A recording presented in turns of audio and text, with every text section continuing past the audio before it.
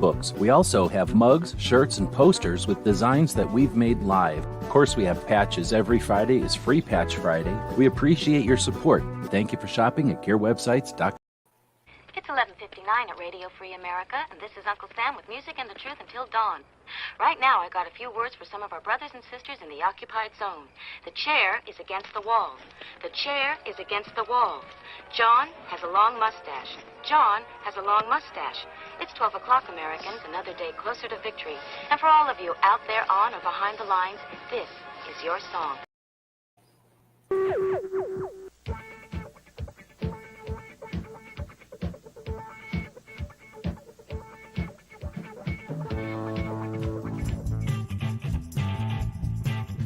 2A New Media.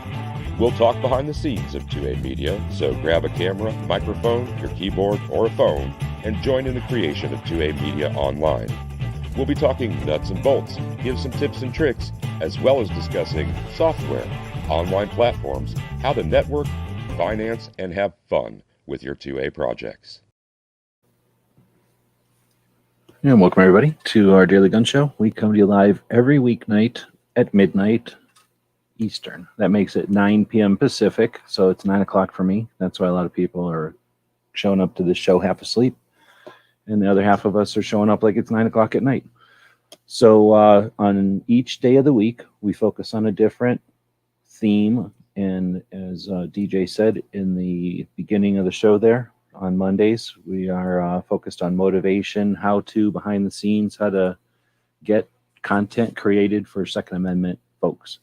And the last couple of weeks, we've been featuring interviews with people in the industry, people are friends of ours that have been doing things online, and we've questioned them, given them time to chat about their motivations and the ways that they approach things and the challenges. Well, I guess maybe I'll have them on again and talk about challenges, but I'd talk to them maybe about some challenges with motivation and that kind of thing. But we've had some interviews for the last few weeks, and I find that interesting, but it's not all I want to do on Mondays. So what we'll be doing on Mondays is also talking about tech and, well, all that is involved with tech. And when we're talking tech kind of specifically for the content creation or facilitating Second Amendment efforts, right? So advocacy work, work as a, well, I guess an activist, so that kind of thing.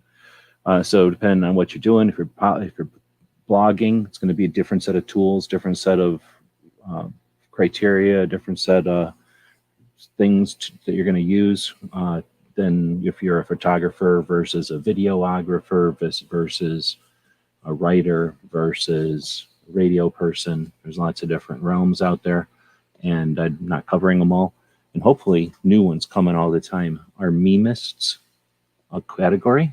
Do people consider themselves memists? Are they activists with memes? A meme-avist? Meme-activist? I don't know.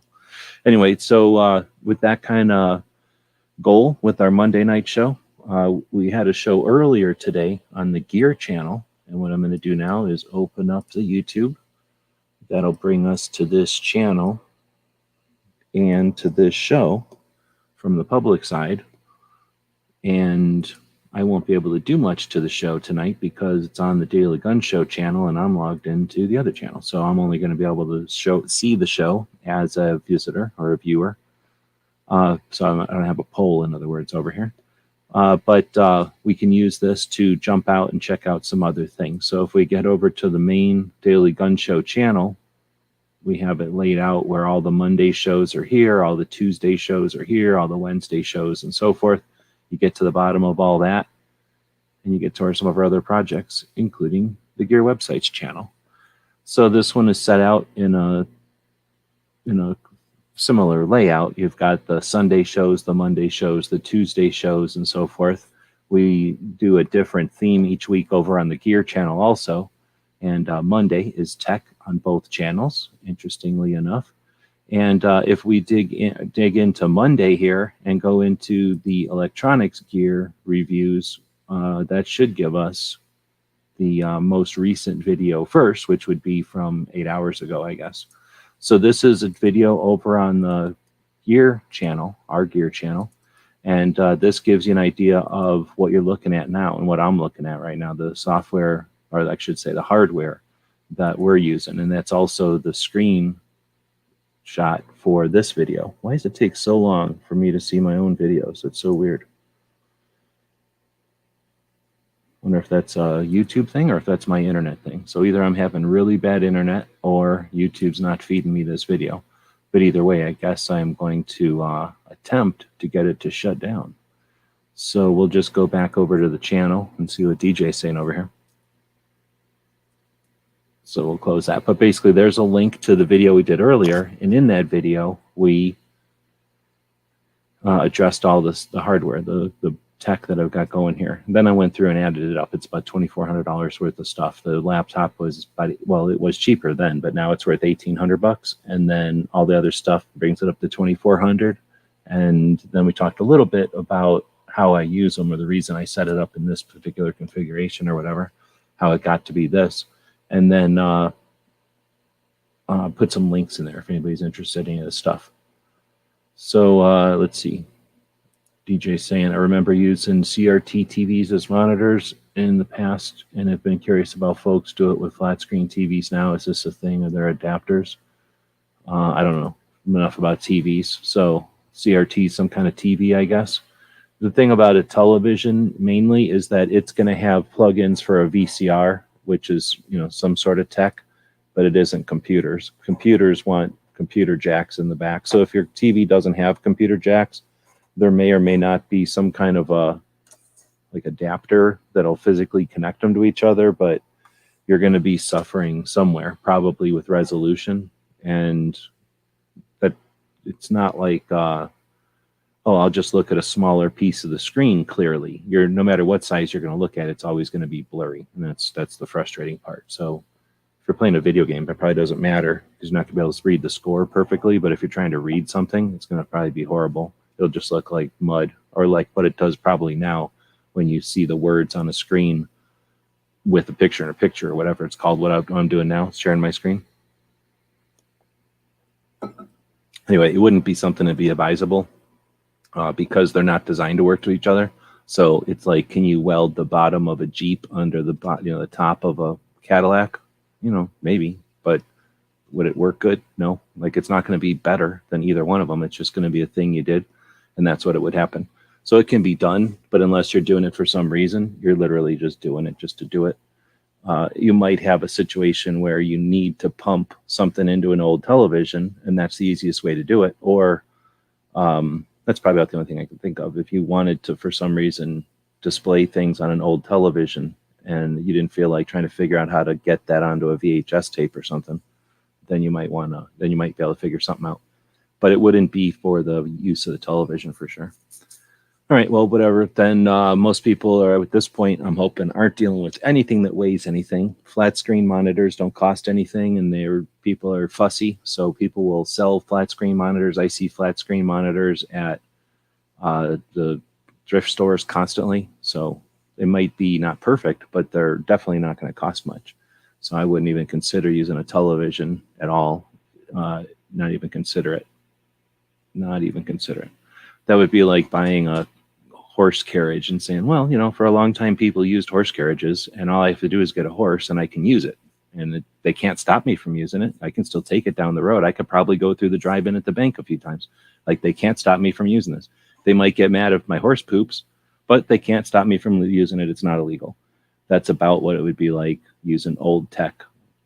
You can do it, but you're doing it just to do it, and you're not making anybody's life easier, and you're not going to get anywhere near the satisfaction you would get if you were at the right height for the drive-through at the bank. Because even if you did go through the drive-through at the bank with your horse and carriage, what are you going to get out and interface with it? The bank, so that it's up at the level you are in your horse carriage, right? So everything's built for the car level. Even when you go through with a 4x4 truck, you got to adapt, right? So they're never gonna adapt to you and the horse. They're never gonna adapt stuff online to work with backwards. Anyway, so that's not really a question anyway. You're just saying that, or were you saying that? Is this a thing? Are there adapters? Yeah. So again, that's just if maybe you had a movie or you were making a store or a bar or something and you wanted to display something up there and you didn't want to just pay to have it done differently, then you might find an adapter and plug something in. All right. Well, so beyond that, there's in that video, I talked about the elements that I'm using, which are basically a laptop. Actually, let's jump back over to that video, mainly so that I can pause it and look at the description of it and we can talk about the stuff. So got a laptop, which is the brain and the first monitor, and then the keyboard and the place where everything plugs into. So that's doing most of the work. I could unplug everything except the power cord and walk away and use internet or whatever, and then have the laptop by itself and to accomplish pretty much everything. But well, that's weird. I don't know if I'm connected or not now. But anyway, the laptop is the brain and the root of, or the central trunk of this whole situation. But because the monitor on the laptop is a rectangle and it's the size it is, I have a wider monitor next to it, and that one cost, I think it cost me $200, but I guess now they're $250. And you know, it is what it is. It's a refurbished, big, wide monitor. Then at the store or at the auction one time, I found this vertical monitor for $40, and I grabbed it. It might have been $20. I think I put $40 in here. I don't know. Then I, got a mouse or whatever. So I've got this basic set of stuff: the laptop, a couple of monitors, a fancy mouse, a couple of hard drives to store stuff on, and then a laptop sits on top of a little cooling deck. Actually, screwing around on Amazon, there's nicer cooling decks now. They're probably quieter, so I might look into just replacing that at some point. This one is literally old. It's super old, and I got it for like $7. So it was back when we were building computers for people, and that's a long time ago. It was like 2007. I quit building computers for people. I'm sure it was someplace like back then.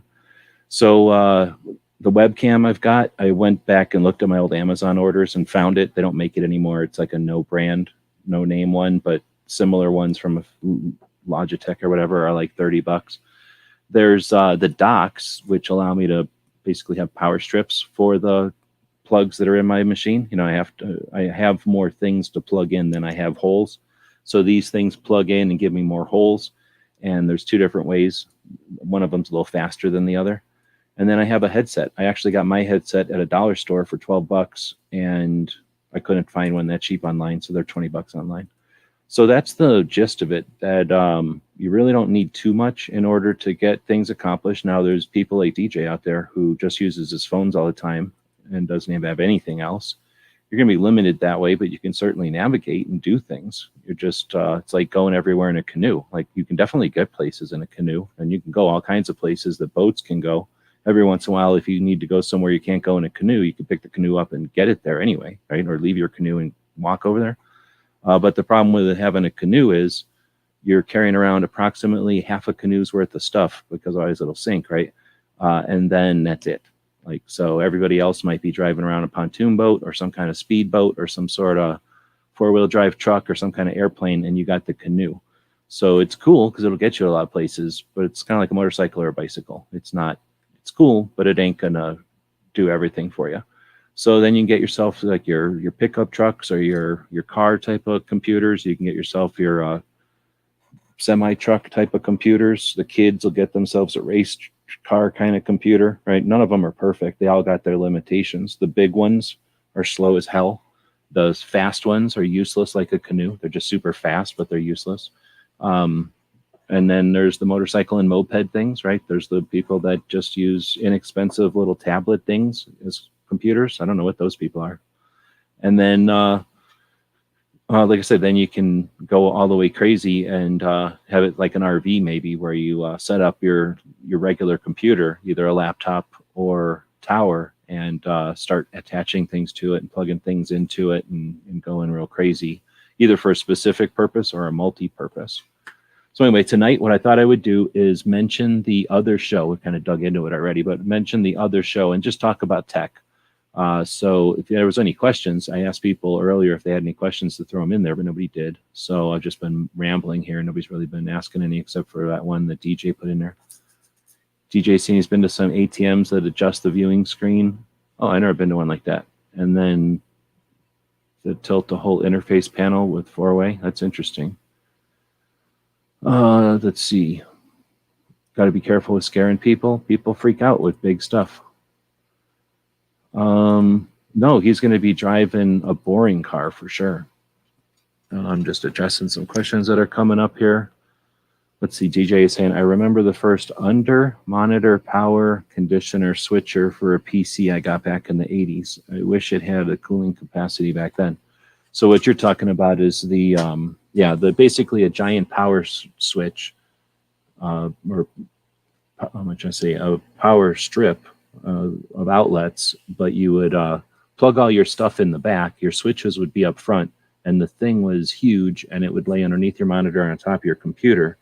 They were pretty cool, but back in those days, Honda was, I think, bitching about his TV or whatever earlier. But you would turn on a monitor, it'd take a little while. You turn on a computer, it would definitely take a little while to kind of start up, do its boot sequence and everything, and then other peripherals you may not need on right away. So you'd turn on your monitor, you turn on your computer, and you'd walk away, do your thing, come back, and that was the advantage of having that. You wouldn't have to reach all around looking for the switches and stuff. So those things are pretty cool. And I use those because I would get those for $1 or less constantly at the auctions and stuff. So I happen to dig that stuff too, because back in the day, I never had it. It would be at school or I'd see it somewhere and it'd be like, dang, that's cool. Never had one. As soon as I started going to school auctions, you get everything for nothing. So schools are idiots. They're stupid. And they're dumb. Everything. Their schools are the dumbest things out there. And they don't care about money because everybody just throws money at them. Everybody throws money at them. So they're super, They assume they should have, they're arrogant. They assume they should have the best because they're smarter than everybody and they're better than everybody. And they don't understand money because it's given to them. So the arrogant schools will get awesome stuff, and then because there's something else, they throw it away and want the other thing. And that'll happen every single day, every single year, every single decade. I've never not profited off of going to school auctions. So that's what you get from listening to this show. School auctions can make you $1 million. And if you don't feel like making $1 million off it, just go harvest money from your school auctions. They're idiots. School auctions are so stupid. So and I don't even care anymore. I'm old. I've already made dozens and dozens and dozens of millions of dollars off of these things. Well, not maybe that much, but I've gotten $1 million off of these things almost. Never that much, but lots of money from these things. They're idiots. And can't mention enough how many things you can get at school auction for pennies on the dollar that are way better than anything you even knew. Here's the best part about going to school auction. You don't even know the crazy, interesting things that exist because these people don't have nothing else to do but use your money to get paid to go buy things on your dime. Well, maybe not your dime, but your taxpayer money at some point. And man, they buy cool stuff. All the cool things that I have in my house are from school auctions because school people are arrogant or whatever the word is, and they just do not even think about how much it costs, and they just discard it. It goes away for $1, and they all get so used to it, they're all like numb to it that they don't even care when I go in there and buy something for $1 that everybody knows is worth 100. These people just go, okay, because they don't even care. They don't even care. Anyhow, so can't mention enough buying stuff at school auctions, especially this kind of stuff DJ's talking about, the neat little computer things that are like, oh, that's too much money. Otherwise, that'd be cool. All right. I need to find a school auction so I can find a super awesome, huge new computer monitor. So you got to wait probably for something specific, but going to an auction is like going to an auction. If you're willing to be amazed or impressed, you're going to find stuff. If you are looking for a specific thing, you're probably going to be disappointed because that's like saying, I need this specific thing. I'm going to go to thrift stores until I find it. Well, you might find it, but you're not going to, if you just go to a thrift store saying, I'm looking for something that's interesting, you're going to come out satisfied. If you go into a thrift store saying, I need to find this particular color shoe in this size and in this condition. Well, good luck with that, right? So same kind of thing with the auction. And so I would go into an auction with a couple of bucks and an open mind and see just what the heck is out there. And depending on the kind of auction, they're getting super dumb with the way they do them now. So check out your schools. At whatever level school it is, they all get money for nothing and they all throw it away. So it's just a matter of some of them waste more time on the auction and some of them don't. Some of them literally just throw it in the garbage. Some of them are probably giving it to some entity, and then others are trying to do it on the legit. And when they do it on the legit, you just walk in there and participate in the auction. For a long time, they call them auctions, but they're really just more like a thrift store. You go in there and everything has a price on it, and they just don't feel like doing the auctions anymore. And what happens is people that are resellers, people that own thrift stores, will just come in and harvest everything. And if you go in there on a day between that, when they've taken, let's say a school gets new computers because they need new computers, then all the old computers, which are like a year old, get put into a pile, and then they drag them to the place where they call it the auction. Really, it's just a big room full of stuff. And then somebody knows that if they go there every Thursday, they're probably going to get cool stuff. So if you wander in there on a Wednesday afternoon and they accidentally put it out early, you might have the run of the most incredible pile of loot you've ever seen, and it's all going to cost $1. And you're like, why isn't it always like this? Because somebody knows that and they harvest it. So they're monitoring it and you caught it right between it. So if you go to an auction and it's lame, ask, because the people there are numb to it. And you say, hey, when do I get the good stuff? They'll say, come on Wednesday when the good stuff gets dropped. You know what I mean? They don't care. So unless they're jerks, they're just going to tell you when all the good stuff happens, or tell them, hey, I'm looking for a pool table, or I'm looking for whatever, because schools have everything and they just get it given to them, so they'll throw it away.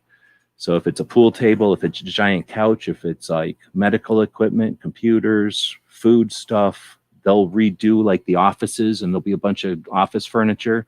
They'll decide they needed new air conditioning units, and now boom. At U of A, they will buy too many tools, buy too many brand new tools, and then auction the ones that they bought too many of. So this $100 tool is $10 because we bought too many $100 ones. I'm putting my hands up because that's how it is. So definitely check out the different schools. They're all crazy. And I've had good luck at tiny little school auctions because they're often sponsored by somebody and they don't care about money. And then I've had great luck at the big school auctions. Jails, same way. I don't mean you know more about jails than I do, but you can get stuff at jail auctions. And then some other, trying to think, like some restaurant auctions can be pretty good. That'll probably depend more on the auctioneer.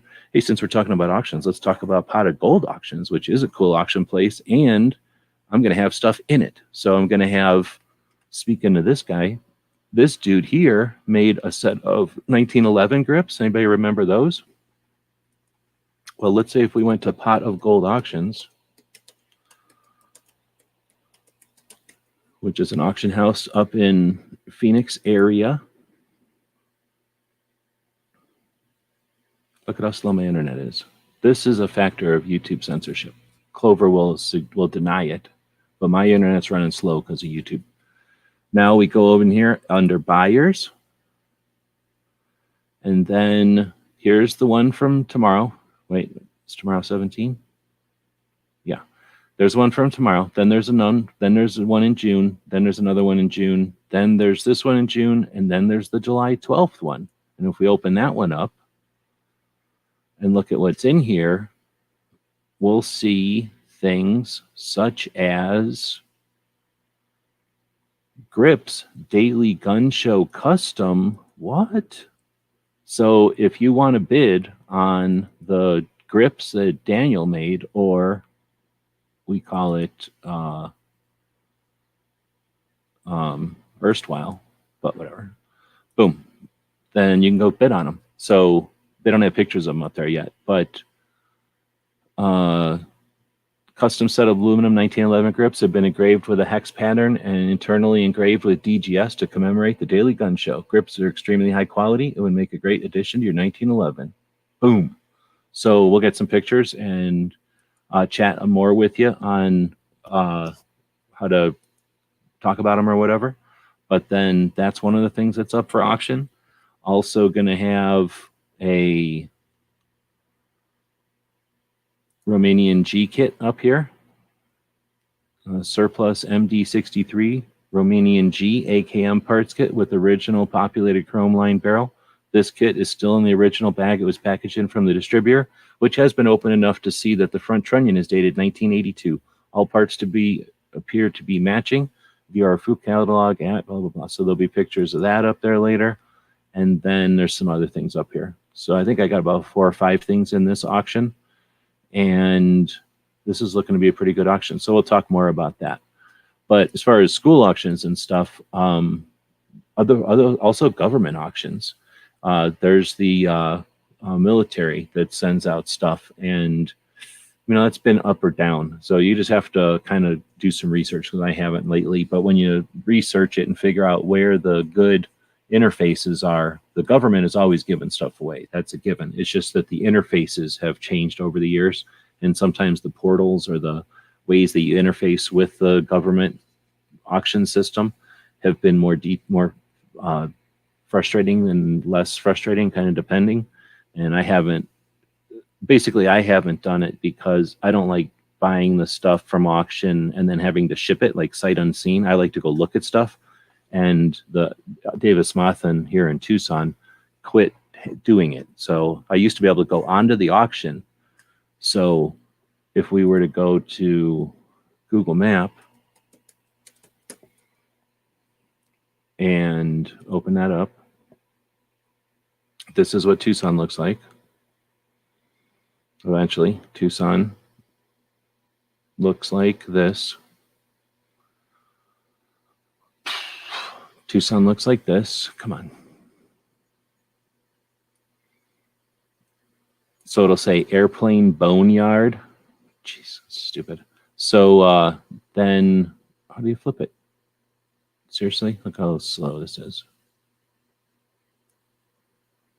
It must be StreamYard, because my computer isn't normally this slow. How do I get this thing? There we go. So now I can flip it over to satellite. And eventually what you'll see here is from space or whatever, this whole area is the Davis Mothan Air Force Base. So over there, they fly A-10s. That's where the A-10 pilots get trained. This is their school. So we constantly see A-10s in the sky.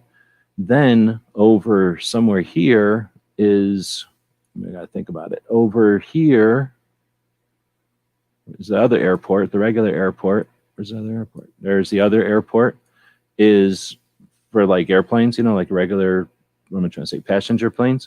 But there's also a squadron of F-16s over here. They're in the guard, and they, drive around. Most of the F-16s will leave Tucson. I think they're just a squad, so I don't know what they do, but they must train down here or something. But they'll go down to the international border of Mexico and fly around up in the air over Arivaca, Rio Rico, the Buenos Aires National Wildlife Refuge.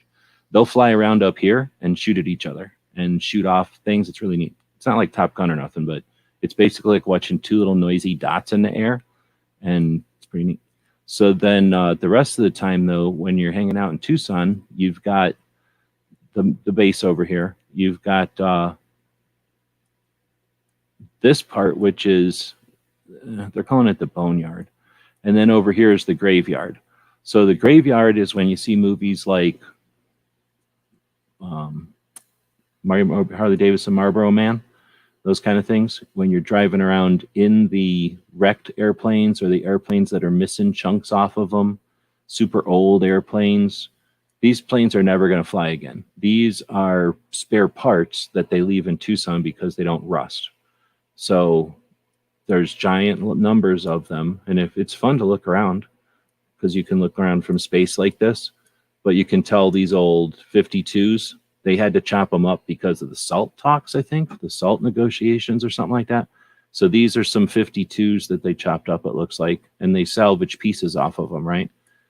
So you're like, dang it, we had a lot of B-52s, right? Those are probably like a chunk of the ones that are left. These are all the C-5s because come on, man. Why do we make a giant plane that's awesome and then just leave them die out here? These are never going to fly again, by the way. This is a bunch of helicopters and other kind of helicopters. Look at all them Chinooks. None of these will fly again. Here's the thing. We said, okay, we're going to chop all these up because of some kind of dumbass peace negotiations. But if you look inside of every one of these little boxes right here that are minding their business, these boxes are the B-52 factory. So the B-52 factory is laying here, and all they got to do is put it back together like a big set of Legos, and we could be making B-52s again. So that's kind of neat. I think that's cool. But anyhow, the rest of this story is that we're trying to get over to the boneyard, which is a different part. This is planes that are good to go. So we sell these planes to lesser countries, and then sometimes we give them to lesser units like the Coast Guard or the Navy or whatever. But these are planes that we made for something, and then we don't use them anymore, but they're still good. Every single plane over here flies around. So these also fly around us all the time. I shouldn't say everyone. The C-130s for sure. And I don't know, maybe they do fly some of these others. I guess I don't keep track of all of them anymore. But they can go to any one of these planes in the boneyard and take the stuff off of it, throw some gas in it, and then I don't know where they fly them from. I think they fly them from the regular strip over here, but they take them somewhere and they fly them off, and they'll fly them around the town about 5 times, and then they land it, and then they put all this crap back on it, and then they shove it back in its parking spot. And all of that stuff takes place in this building right here. So these are planes right here that they're taking the goop off of them because they put all this goop on them. And then they take all the goop off, fly them around, and then put all the goop back on. So somebody gets paid to do that constantly, right? Every single day they're flying these planes around. So I forget, they tell you when you take the tour over there how long it takes, but I think it's like less than a day. So here's an A-10 and here's an F-16. I think that's fake. I don't think those are normally there. But basically, they've got this big building and they've got this area. They just do it outside here. And then they got this big building that's kind of new. But they do most of this stuff outside right here. And the reason I'm bringing all that stuff up is because back in the day when you used to go to the auction, you'd go into this base, into this, whatever you call it, place, go over here, park, not even have to go in the base. You're outside the base still. See this? That's the gate. So you could come in, go over here. Come on. Come over here, and this is the area where you would like, oh, I want to check out something at an auction, and they would leave stuff all in this whole area for auction. This whole area right here is auction, and it'd be vehicles sometimes, but it's often like a pallet of garbage or a pallet of crap. It was stupid, but you could go out here and say you're looking at it, and really, you could look right over here and watch them fiddling with these airplanes, and you were basically on the base. There was no difference, except there was a fence and some dirt in between you. So you could just hang out over here, and they never kicked me out or nothing. So I would just poke around looking at stuff that was cheap. All this shit probably cost like $1 or $10 or something. And it was like a pallet of typewriters or like a pallet of monitors or a whole bunch of weird shit that you'd use on an airplane or something. And you could just hang out here. And then they don't show you in this one because they're going to censor it. But then if you look over here where this C5 is, see, they're not going to show you because this is top secret. But there's a Titan II laying right here. But they don't tell you about it. So pretty neat stuff. And then you can't do that anymore. They don't let you go onto the base anymore. And I don't think they even surplus stuff out of here. So what's neat is that's where they would surplus stuff from. And then this is the gate to go into the Air Force Base. And then this is not the Air Force Base. This is just regular people where they are. And this little piece of land that looks like a slice of pizza right here, it's all empty now because I'm assuming that person died or whatever. But for the longest time, this was a junkyard. This whole slice of pizza right here was a junkyard, and it was full of planes. And unlike the graveyard or whatever, which is just across the street here, it wasn't like rows of the same plane over and over. It was just like this guy would just buy a plane off of the Air Force every once in a while and throw it in his lot. And then you could just walk around in there, hang out, grab stuff off of there, take a screwdriver in there, It was like a pull apart with airplanes, and you could just go in there. I went in there a lot. And there was a hill over here. I don't think it's there anymore, but there at the end of this guy's property, there used to be a giant hill here from some construction or something, and they just left this pile of dirt, and you could go watch 4th of July on that pile of dirt, right? And they do 4th of July all around Tucson, but the big stuff is over downtown, and downtown is over here. So imagine sitting on a pile of dirt in the 90s, basically parking a truck up on top of a pile of dirt that was like 2 stories high, and then watching fireworks over the boneyard. And it's free, 100% free. That would have been what it was like in the 90s for people that knew about that pile of dirt. You could just drive over there and drive up on it. It's pretty cool. So that is a little tour of the graveyard and boneyard and whatnot. And you can go over there now, go south of the airport or south of the base, and then drive over here on this road, which is now good. It used to be really shitty. And see this? This is the Air Force, or is the Pima Air and Space Museum. It's not really the an official Air Force museum. It's better than any official Air Force museum. So you can just go in there. You come in over here. This is not a Titan II. This is some other kind of rocket right at the entrance. And then you come in here, and then there's an SR-71 inside. There's all kinds of cool stuff inside. There's 3 buildings now of inside stuff, and these are big enough, obviously, to have giant airplanes in them. So this stuff is all cool inside. This is a restaurant over here. There's another building outside that's space. So this is a space building. It's all space stuff in there. And then this is a building for World War II. The 390th is a B-17 bomber unit, I think. This, you used to be able to go into. This is an old-fashioned barracks. So back in the days when, like, I'm old, this is the kind of barracks we had for basic. And then next to it is some building you can't go into. And then, yeah, pretty awesome museum. And you can just walk around all those airplanes, touch them, fiddle with them. They don't want you to take stuff off of them, but you can touch them. You can fiddle with stuff. Well, you're not supposed to fiddle with stuff, but you can do it. There's not me stopping you. And pretty neat. And they're about to build another tank museum right next door. But anyway, you go to this museum if you want, hang out in front. Don't even have to go in if you don't want. And then I think it's like $7. You get on a bus, and then they take you through the graveyard and the boneyard, both of them. So you'll get on a bus, you'll drive through the boneyard, and there's a part of the boneyard over here that is, I don't know what to call it. Like every plane in the on this run road is different. I think it's this road. So the bus will come in and take you down this road, and then every single plane is different because it's designed for like driving people down and taking a look at all the different planes that are here. And then they drive you around. Well, they used to drive you around more. I guess they drive you in past all those planes, and then they just talk to you for a while. Then they drive you around in the graveyard, which is boring, but it's also more fun. But the thing is, the person who's talking to you on the bus is some sort of pilot. Like there's nobody there that isn't some kind of pilot. And if you've ever listened to some kind of pilot tell you about stuff, you ain't even know what it's like to have a pilot tell you about stuff when he's sitting in a graveyard of his own planes. Holy crap, is it amazing. So you want to take that bus ride as often as you can, because it's always some different dude who is always some kind of different pilot of some different campaign of some different plane. And they got stories about their plane and all the other pilots and all their dipshit ideas, right? And most of the people that take the tours are super plane nuts, and they're pilots or pilots, right?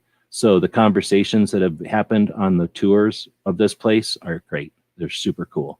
So, I mean, I guess it's possible for you to go there and not enjoy it, but it's air conditioned and it's like $7. And the only thing bad with it is it doesn't last all day. Like but you could go on it twice, I suppose. And there's a shitter on the bus, so you don't even get uncomfortable if you got to poop all the time, or if seeing cool planes makes you poop. All right, so that was auctions. Got into that tangent, but that's what happens when nobody drops questions, and it was a question chat. So let's see. I need to find a school auction so I can find super huge monitor. I would. My monitor that I use here, I was showing everybody earlier.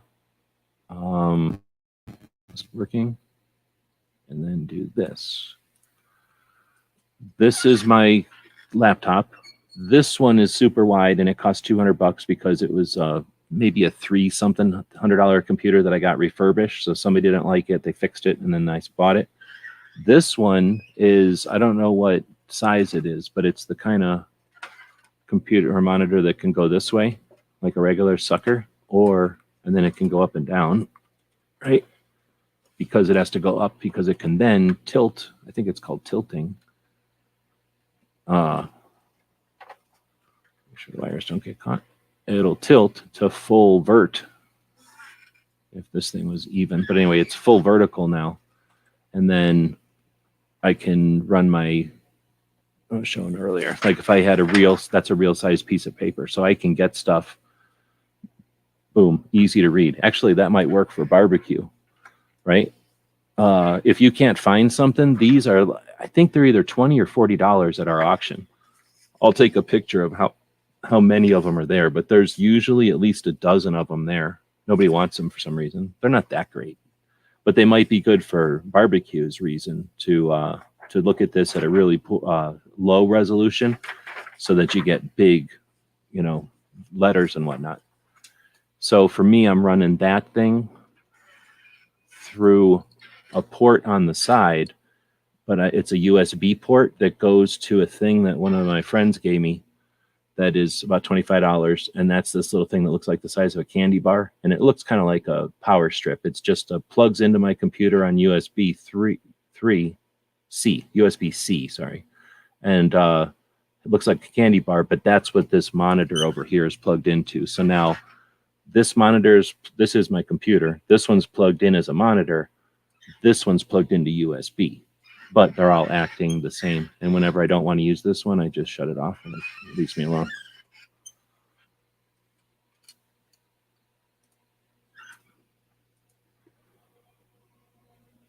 All right. So yeah, like I say, if you can't find one somewhere, then let me know. And we can always ship one out. It can't cost that much to ship a monitor, $30 at the most, maybe. A lot of school districts have to spend their entire budget or it gets cuts the following year. Government is, I don't know what that means, but yeah, that's how a lot of stupid bureaucracy works, exactly. And there's something else to it. That's the concept, but how do you say, like some schools or some departments lean into that and use that as their excuse, and they push it. I mean, push the limits and just buy dumb, stupid things. And usually, you know how it is, when you buy the dumbest, most expensive garbage, it usually doesn't last. They're not buying good stuff. They're buying whatever they feel like, and they're idiots. So they're buying like flashy garbage. So even when we get it cheap at auction, I don't even want most of it because it's broke, it's garbage. So the only thing good about it, there's nothing good about it because we're all paying for it. But the only thing good about it is it keeps those people that harvest the auctions away because there's so much junk these days compared to back in the day. Everything was good. Now some of it's good. Let's see. At university, it was the same in our student radio. We used to stock up and then trade copy paper. Oh, yeah. See, that's another thing. And I don't know if that's an element, but I'm sure that is some of it where, I can get, in my department, we can get whatever it is, coffee filters, because I need them for blah, blah, blah, science department. But then I can trade them over to this other department so they don't have to buy coffee filters and they can spend more money on grapes or whatever the hell they're buying, right? So I'm sure that kind of stuff happens. And then somebody gets stuck holding all this copy paper and now it's not worth anything for some reason. And then it goes to auction for pennies on the dollar, that kind of stuff. It's interesting to watch that stuff, but it's frustrating too. I can't wait to bid on them grips. I have wanted them since you showed them off. Right on. Well, it's could be good. You're talking about the 1911 grips that Daniel made and then are now up for auction finally over at Pot of Gold. So that's also cool because it's helping grease the wheels with Pot of Gold, because eventually we'll be able to get, I'm hoping, I don't want to put the cart before the horse, but the goal is to get auctions going for like Charlie, for Tony, for KD, I don't know, for other organizations, I guess, out there, right? That are doing good stuff so that we have a legit auction house that's on our side, right? That'll facilitate it for everybody. I'd like to say that. I can't guarantee that yet. I'm still working towards that. I don't want to put words in their mouth. Let's put it that way. Let's see. When is auction? Are you talking about the 1911 auction? It's not till July, dude. July 17th or something. So you got plenty of time, I hope. I'll be chatting it up. Oh, there's AR Guns. Good afternoon or good evening. Actually, I need to know what state is AR Guns in.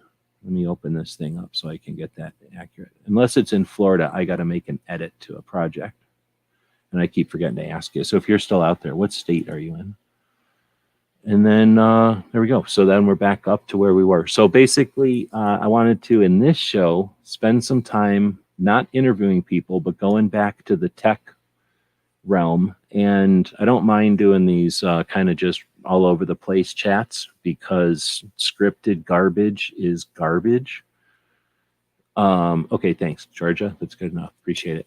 So, I mean, with the AR, I was like, is he Arkansas? But I don't think he ever mentioned Arkansas, right? So, anyway, with this chat, I wanted to kind of leave it open to whatever questions might have come in. So if anyone does have questions, feel free to ask them.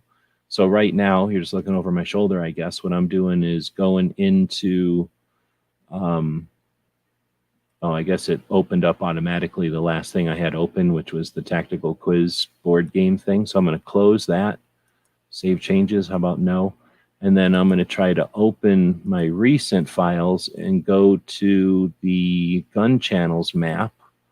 And one day on Gizzard's chat one morning, we started to place everybody's logos onto a map to figure out where everybody was. And then as I was doing that, I got to AR and I was like, I don't know where the hell AR lives. So I need to figure out what layer they're on. So over on the right here, this is one picture, but I didn't want it. I could use it differently if I made it more than one picture. So I've got it on a bunch of layers, and those layers let me effectively have 3 sections to this. And here's what I mean. First off, I can kill Hawaii just like that.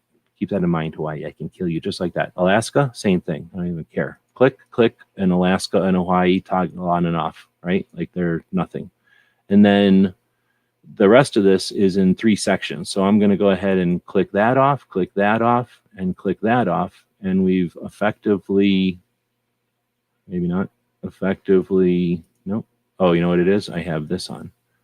So now we have taken away chunks of the rest of everything. So let's see if I can do that more effectively now. Yes. So now if, what is this one? Okay, that makes more sense. So now I can take out that and have just the East Coast, or I can take this in and have just the Central, we call it, or I can have just these and have the West Coast, right? And then to make it so it's useful, I have different, what do I want to call this, like words to go with it. And then I can flip it to this third one.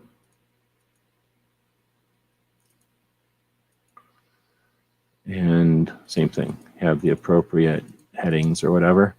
So because of all that, explanation is mainly I just needed to flip all that so I could find where this layer is. I think I found this layer, and now I unlock that layer, and now I can move AR from Florida, and I'll move them to Georgia, but I'll stick them near reload or near Echo. So I think I'm gonna move everybody around like this, so they can still hang out. All right, so there you go. So now that I've made the change on that layer, I can lock that layer, and I can just turn all the other layers on for the rest of the country, turn off this one set of graphics that doesn't really work, and then turn back on Alaska and Hawaii. I know that there have been people in Alaska, but we don't have any of them in here. Do we have Bishop in here? Are you in California, or are you in somewhere else? Where is Bishop? I don't think we got Bishop in here. Because I would have thought, no, you're not East. I don't remember putting you in here, but let me know, because I can put you in by basically figuring out which one you're in, and then I'll show you how I do it. Oh, we don't have Daniel in here either. So here's how easy it is to do it. Find the middle section and the There we go. The things for the middle section, I just toggle them on and off to find them. Unlock them. So now whenever I drop something, it's going to drop onto that layer and then grab his icon. Look all I did. It's like, oh shit, I was able to do that before. So I'm going to have to go to the YouTube, scroll up a little bit. Oh, wait a minute. I guess I have to go to this chat.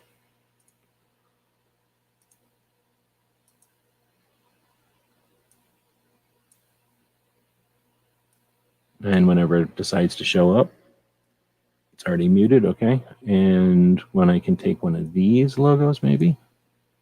I was taking logos during the Gizzard show. I should be able to take these logos. Look how long it takes to populate. That's how slow my internet is. Boom. There it is. So now I can zoom in.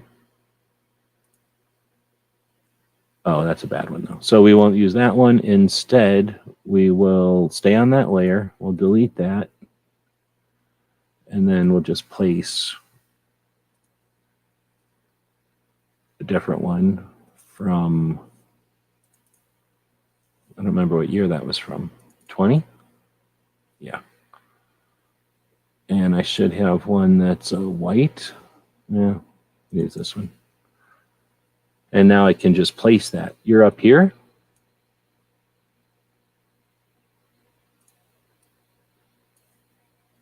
And by the way, Allen Precision Manufacturing is who made those 1911 grips. I'd have to look back at here to get the answer to that. All right, and then we can go back out a little bit, lock that layer again, find the layer that is the West Coast, unlock that one, and then grab this one, grab Bishops. Why is that taking so long? Oh, I clicked on the wrong layer. So take Bishops. And you said you moved to Idaho. Good, now we got somebody in Idaho. I don't know where, so I'm gonna stick it right there and make it a little bit bigger. Right on, now we got Bishops in there. A little more east. East, really? So now I gotta lock that one, go back and unlock that one, and then I can move it over. I'm gonna have to move her down a little bit. Like there. Pocatello, Idaho. Why does that sound familiar? Why does that sound familiar? Look at this is how shitty what is this? Apple map is. Oh, let me flip over to satellite. Shitty. Can't do 3D, can't zoom around, can't drop a little yellow dude down. It's horrible. But you can do this.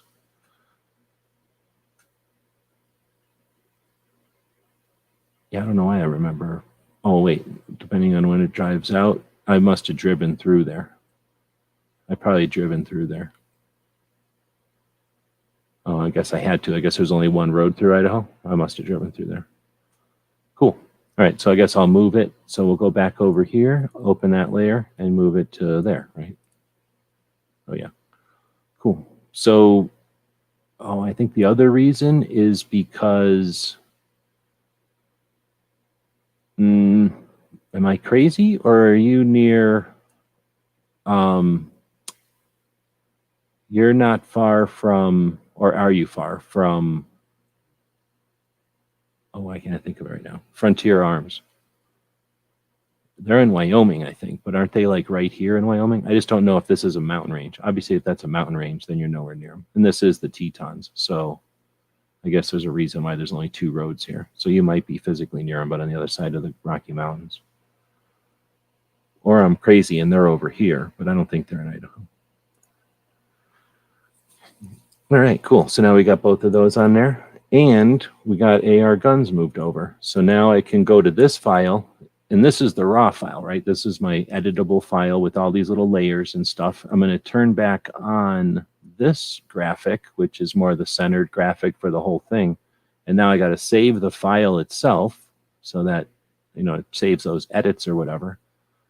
And then I can export a copy of the thing in a format, and I'll drop it on top of the one that I did before and just save as or replace it or whatever. So then now there is no bad one on my computer. And as I start placing it, putting it places, it'll be the new one with Bishop and with AR in the right place and with Daniel on here.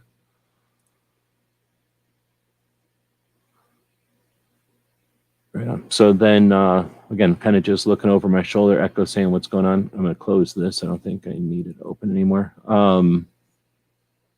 Where did that go?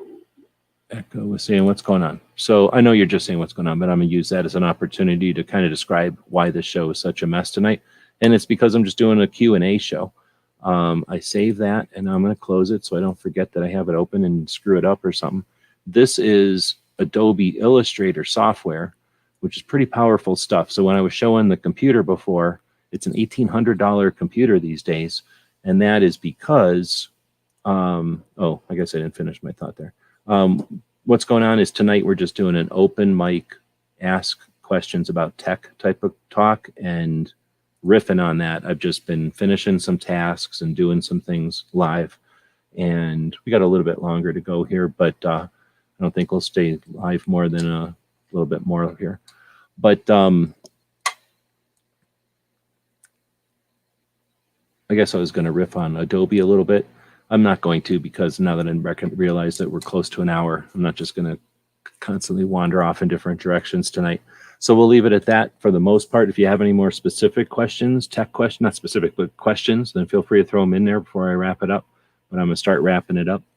But yeah, we just kind of did a couple of different things tonight, rambling about the video from earlier, talking a little bit about auctions and buying stuff cheap. And then I kind of riffed on the school auctions a little bit, I guess, a couple of different tangents there. One of the things I did have in mind for tonight, which we didn't get to, and I'll kind of pencil in for a future show on this Monday tech topic, is things that I'm going to start recommending you have. So a laptop, I think, is pretty necessary. I don't think you have to have a tower type of computer unless you're really into it.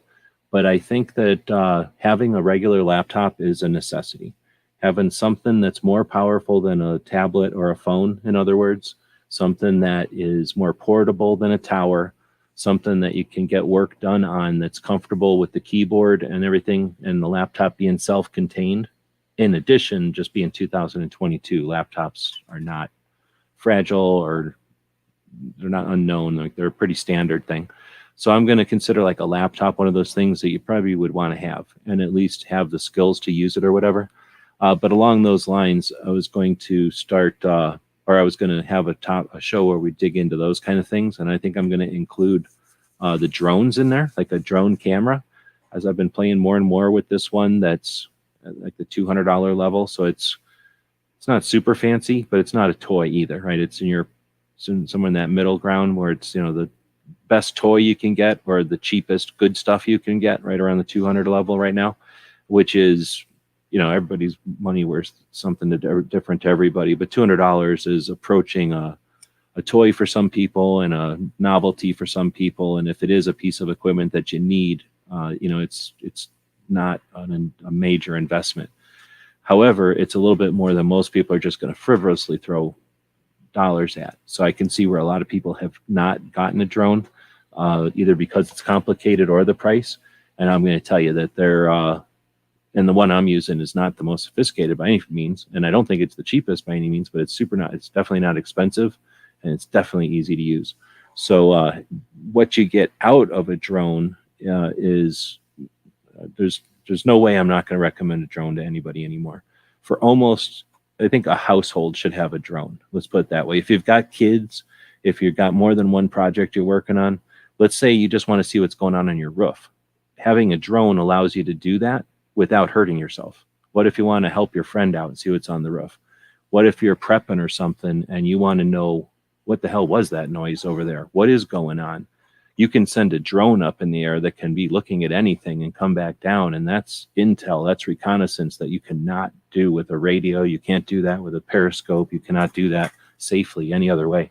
So drones, super useful, and there's just a lot of potential there.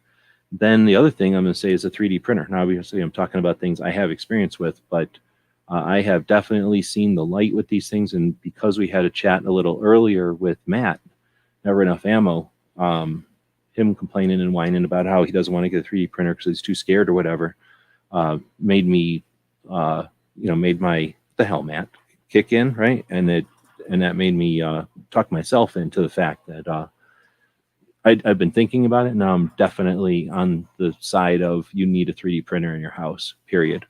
They only cost $200. You get them for $100 if you really had to. They're going to be competent and useful for $100 and $200. And unless you want to just watch other people have replicators, and it's sort of like having not having a computer or not having a cell phone. You could not have a cell phone. Like, it's legal. You could probably live life without a cell phone, but you're just hindering yourself for the fact that you don't want to have a cell phone. Having a 3D printer, I don't know what hang-ups people might have about them. They're not costly. They're not noisy. They don't smell. Like, there's nothing wrong with them. They just are useful things. I'm going to say it's more useful than a microwave at this point. A microwave, the best it can do is make your life convenient, but it's probably killing you by making you eat garbage more easily, facilitating garbage people eat. You may be frying your nuts off. I don't know. Depends on how you use your microwave, I guess. But the best thing a microwave can do is occasionally be convenient, and the worst thing it can do is constantly kill you with convenience. A 3D printer has to cost less than a microwave. I guess I don't know what a microwave costs. I've never owned one. But having a 3D printer in the house is just totally different. And you don't even have to know how to use the software. You just have to know somebody that knows how to use the software, and you can accomplish anything out of it. Hey, can you make me a thing that holds this open? What does it look like? Okay, hold on. Does this work? Print it half an hour later. Yeah, it works. Thanks. Print it half an hour later. Oh, no, it's a little bit off. Can you make it a little bit shorter here? Half an hour later. Okay, it works. Thanks. That's a whole different world. And again, you can live in a world without cell phones, and you can watch people with cell phones and go, I bet you their life is the same as mine. It's just that they happen to have cell phones. Except when they go to the store and they wonder if the $200 thing they're about to buy is worth it, and they find out that they can literally walk out the parking lot to the other store and buy it for $125. That's the difference in a cell phone. If you're using your cell phone like a tool, then a cell phone is integral. You have to have one. If you're using your cell phone like a tool carrying a cell phone around, then you're an idiot and you're wasting everybody's time, right? So having that 3D printer and the mindset that having a 3D printer gives you, and the world that a 3D printer is, which is the next world, you got to get one. Definitely get one. And if you got kids, I think you definitely need one, because you're taking away from the kids' ability to just think in a world where if they want something to happen, it happens. And if you're not, then their friends are. And if their friends aren't, their competitors are. And if their competitors aren't, our adversaries are. Like, somebody out there is living in a world where they just don't think about it because they know that it can be 3D printed, and they know somebody who can 3D print it. They're not worried about the hangups, and we got to get everybody to that level. Let's see. I don't know what this means. Pan frying? I don't know what that is. Asparagus? I can't tell what that is. A fidget spinner? All right, so then PJ saying, is Pink Panther a drone guy? Would he or another pilot be good guest, like a Q&A? Pink is probably a boring guest, because it'd be like having a brother talk to me, or like just talking to somebody I've known forever. So if Pink's around, he'll come on. He might be out there right now. He listens at night. One of the reasons the show is on at night is because of Pink and people like him. So he knows more about drones than me. I don't know if he calls himself a drone guy. I don't think he's passionately flying his drone constantly. I just think he likes his drone. But he flies it better than me. He has a better phone than me. That's what I'm blaming it on. I have not yet figured out how to drive the drone by looking out of it. I can only drive the drone by looking at it. But he definitely can talk more about it than I can. Whether or not he's going to come on, I'll ask him, but he's usually working right now. Well, let's see. I don't know if he works on Mondays, though. That's the thing. I don't know. So, but Barbecue saying, I've been looking at 3D printers. If I can still get the deal Crump posted last month, and I plan to get an Ender 3 next month. I've been looking at drones as well. Are you talking about where Crump was saying you could get them in store at some place for $99? Yeah, I don't know if that's the thing.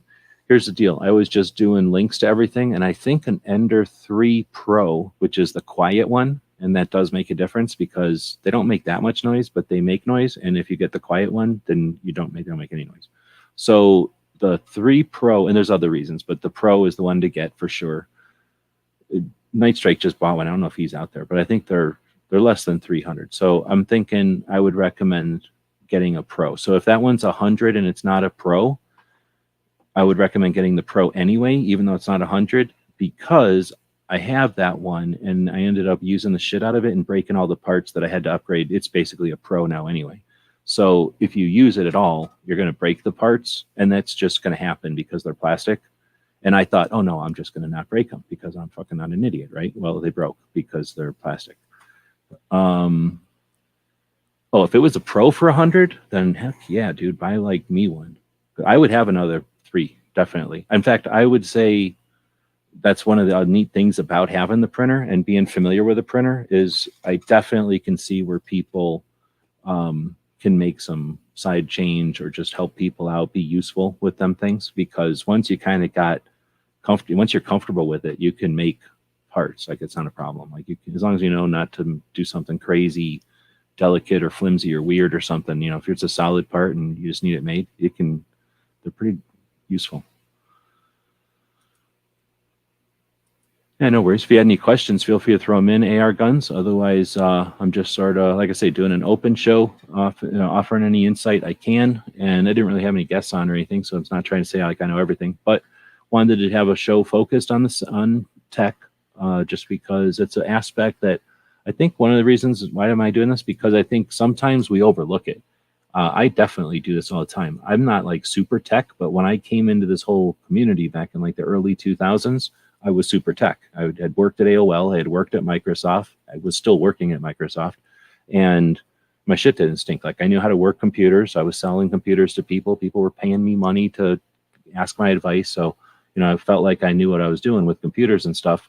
I mean, I wasn't an asshole. I think I got paid pretty decent money because I was able to be like normal, while all the other dicks were assholes to people when they were like lording over them how much smarter they were.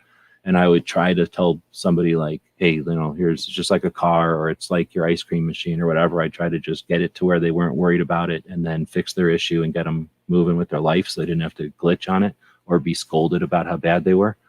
But, you know, at the time, that was something I just had. And when I got out to sharing stuff with the gun community, I never really paid too much attention, because in those days, you had to have a certain amount of tech, DIY kind of, I'll grab a screwdriver or I'll grab an instruction manual and figure this out.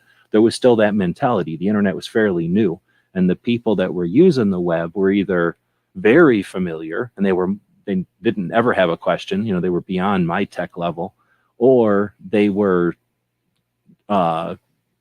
figuring it out. Like they would ask questions, but pretty much everybody had figured everything out. So we were all kind of in that general realm.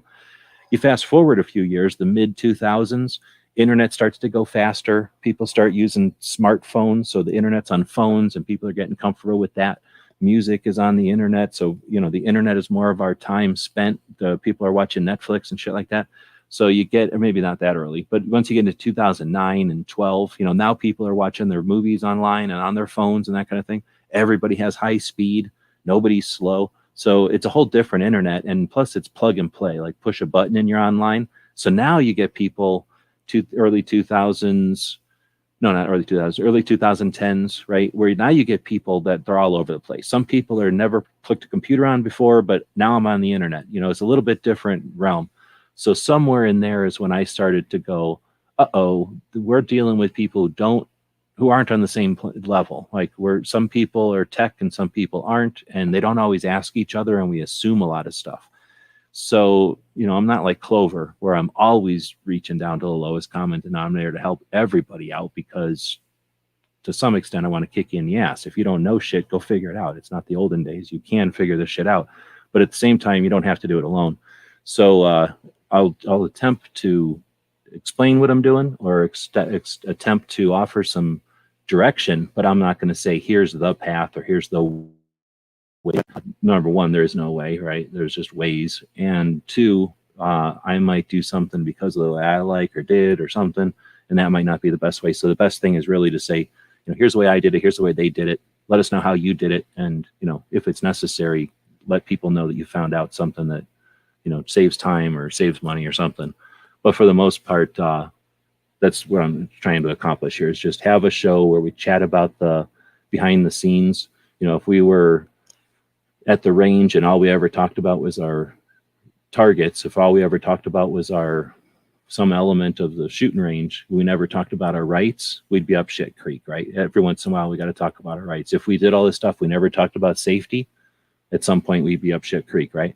If we went to the range and we talked about safety and we talked about our rights and we talked about our marksmanship, but we never talked about our presence in the community, whether or not the range as a gun club is a civic organization. Are we picking up trash on the side of the road? Do we show up in parades? Are we there at Christmas time when organizations are coming together to raise funds for something important? Are we there at city council meetings letting them know, hey, we're interested in this and that and the other thing, and we're not only here with a one-trick pony? Right? There's things that we can together accomplish by bringing our resources and our awareness together, right? And it's one of those kind of opportunities. Let's take a second and look at the tech. Let's make sure that we're all aware of what's happening out here. Things like Rumble, right? Honda went over and did a chat on Rumble because of something. Rumble's bullshit. It's horrible. You know why? Because you can't block people over there. You can't tell Rumble, this person is a negative, this person's a cancer in our community, we don't want them there, block them.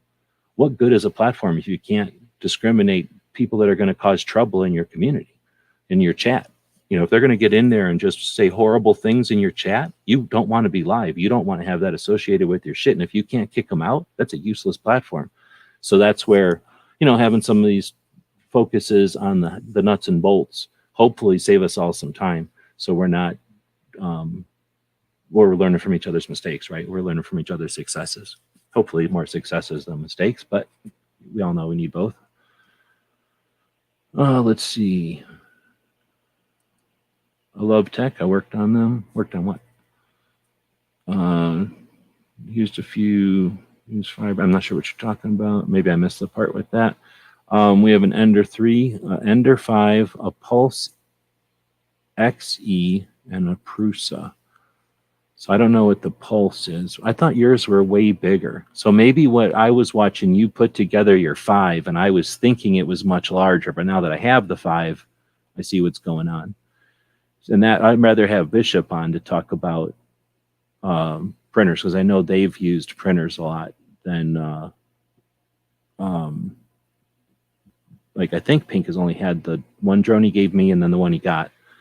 So he's only had 2, and he's only plays them for fun, where Bishop is making stuff. And well, you make stuff for sale with yours, right? And prototyping and all that kind of stuff. So like they're doing all kinds of cool stuff with theirs.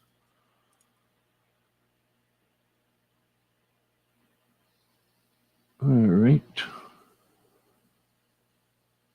Oh, worked on PCs. Yeah, exactly. Okay, so you're talking like building them and that kind of thing. And that's like I say, that's a whole nother show. I haven't put together a tower in a while, but I used to be the tower fan, or I would prefer towers, mainly because whenever I left Microsoft and the other guys were still thinking about leaving Microsoft, and we were transitioning into doing stuff online, it wasn't like today. You couldn't do the same kind of stuff as you can today to make money online. So one of the things we did is build computers for people. And we did them for just, I don't know, word of mouth, I guess. We never really had much more than the website, but somebody would tell somebody and somebody would tell somebody, and then they would know a business and that business would tell a business. So it worked out pretty well. We did pretty lucratively, knock on wood. But so yeah, we built them for a while. And at that time, it was super easy to get a computer because I was swimming in computer parts constantly, and there was always some level, architects needs one thing, lawyers need something else, and so there was always something laying around. I could just grab whatever and make a computer. So at the time, yeah, I was like, I need to have a tower because I need blah, blah, blah, cutting edge stuff. And I'm trying to remember what the cutting edge stuff even was back then. Probably fast hard drives, but it was really before I had a lot of pictures. I certainly didn't have any video yet.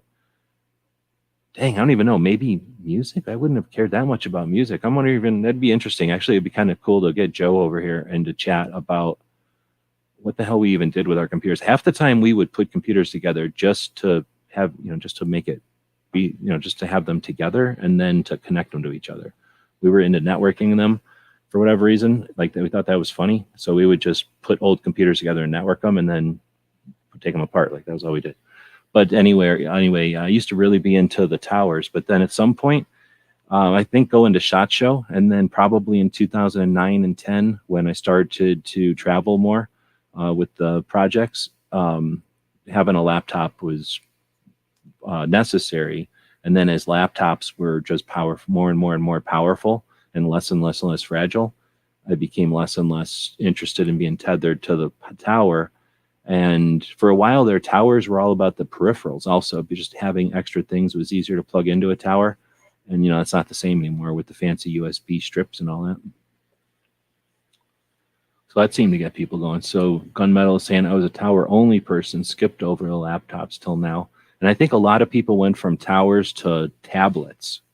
And I don't get it. I don't like tablets. Personally, I just hate them. But I guess I understand how cool they are. But they're just so weak to me. It's like having a big phone.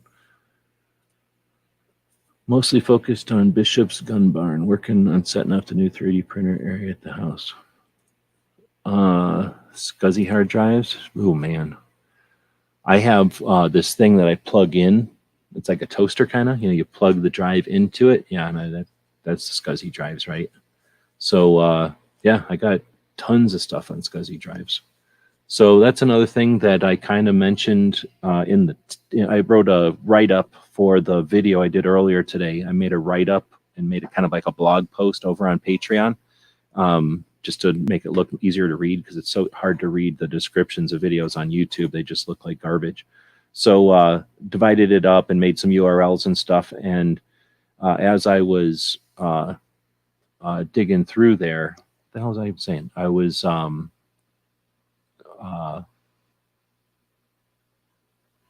I was reading and talking at the same time. I totally lost where I was going with that. As I was filling out the stuff, I went over to... Nope, totally lost what I was thinking about with the hard drives. I would still like to have a full tower build. Every once in a while when I go over to the school auction I'm talking about, I think about buying a tower just because they don't cost that much, but I don't have anywhere to put it anymore. I kind of want a Mac, though. I do want to buy a Mac at some point just so that I don't lose my awareness of Macs and see what they can do. I can get a crazy good Mac over there. I keep seeing it at the school auction for like $200 or $100 because the screen's cracked and it's like an iMac, so the screen is a part of it. And I could care less if the screen's cracked, right? Like, what do I care? And I just don't know if it's a good one or not. I'm assuming it's a good deal, but I also don't need it, and I don't need a hobby, so I haven't bought it. But one day I'll get a Mac again. But as far as just having a tower, man, I don't know. I almost thought about it for the robot outside. The what's that thing called? The Shibuku. It's basically a big router on a robot, so it can, I can route out like a big sign or something. I thought about making a tower out there, but today it was 101, and it'll start to be closer to 110 throughout the rest of the months coming up. So, yeah, that tower would not be happy with me outside. I'm going to get an iPad as the next computer. Easy as now for me as an old geezer. Yeah, I don't know. Like I say, I don't like the format, but I totally get it. Like, they're super useful. Like, they're definitely tools. Tower or cell phone? Is that what you're saying? You use both towers and the cell phones? And then Gunmetal saying was a hardware swapper when working in computer repair shop as well. Oh, so you're talking like this hard drive's bad, swap it out for us type of thing? Like other people would diagnose it and then tell you what to follow up with? I guess also what happens back in the days of making towers and monitoring stuff is like, oh, we got a new tape drive, so everybody needs a tape drive. So you'd get the, and back in the day, it was stupid. We were just all dumb. So we would go get go pick up their computers from their place, like at night when they were closing for the night, depending on the place. Some people let us in, I guess, but most, like, we didn't want to just run a rampant in their store or whatever. So we would pick up their computers. So we would take their towers, bring them home, and then like pop out one of them little drawers and then like add the tape drive or whatever, and then like bring them back to them in the morning. Like that kind of garbage was happening back in the day. So there's that kind of hardware swapping too, when you were just like adding or upgrading or changing a CD drive to a DVD drive. All that kind of stuff was done back in the day when people were feeble and they wouldn't want to touch their own computers. We've got a tower, a 3900X with 64 gigs of RAM. So here's the thing. I don't even know what a 3900X is. I'm assuming that's the processor. I know what the 64 gigs of RAM is. That I understand that, and I dig that. I'm all about RAMs. I only have 32 in here, and that's the most I've ever had in a computer, a real computer. Like I've built old-fashioned Macs with obscene amounts of RAM, but it was, you know, playing around. In a real computer, the most I've ever had was like 16 up until this computer, and I think I have 32 in it. So, man, I don't have nothing compared to what gamer kids have, but man, 64 RAMs, I would like that. I think I could use 64 gigs of RAM. I mean, I don't know if this computer could hold it, but I feel like when I came here to 32 gigs, I was pissed that I hadn't upgraded to 32. The last computer I had intended to upgrade from like 16 to 24 or something, but it was so tedious. Like I couldn't figure out the way to do it because they're assholes and they put like two 8s in my computer. So I would have had to remove both 8s and replace them with two 12s or something dumb. So it was like you know, like a lot back in the old days, they would just, if you had 2 slots, they would give you 1 8 and you would just buy a second 8. And that was no big deal. You're done. Or you'd get a 4 and you'd take it out and put in 2 8s, you know, so big deal. But in this one, I had to take out 2 and plug in 2 different ones, and I'm too cheap. I just couldn't do it. But, and I've never played long enough on somebody else's computer with 64 to really know what it can do. But I'm guessing with what I'm trying to do, Adobe and basically Adobe and then now the 3D software, I'll bet you 64 would be sweet. So AR is saying, I want the HP NV360 foldable. It's a laptop and foldable tablet in one. I think I've seen those, but I've never fiddled with one. Like I don't go to shops and fiddle with this stuff. I just see it on like a YouTube video or something. So, or on a commercial probably. But yeah, you're talking like where, well, you say foldable tablet. So you mean like a laptop, but a really, really thin laptop? Or it's like a tablet that folds in half like a fat phone? I guess I could go look. Even though I don't run right now, but still have even though I don't run one right now, but still have 4 or 5 tower machines, and one was my last build. I can't imagine that due to nostalgia alone, I'll always have one. I don't keep my computers around, but do I? Not really. I mean, I have a ton of old computers, but I don't have any. I keep the hard drives out of them, but the computers changed too much for me until I started getting laptops. But when I had towers and stuff, I would constantly be fiddling with them. Like they didn't stay the same for very long at all. Oops. I think it's called NV. Typo on the 360. Oh, okay.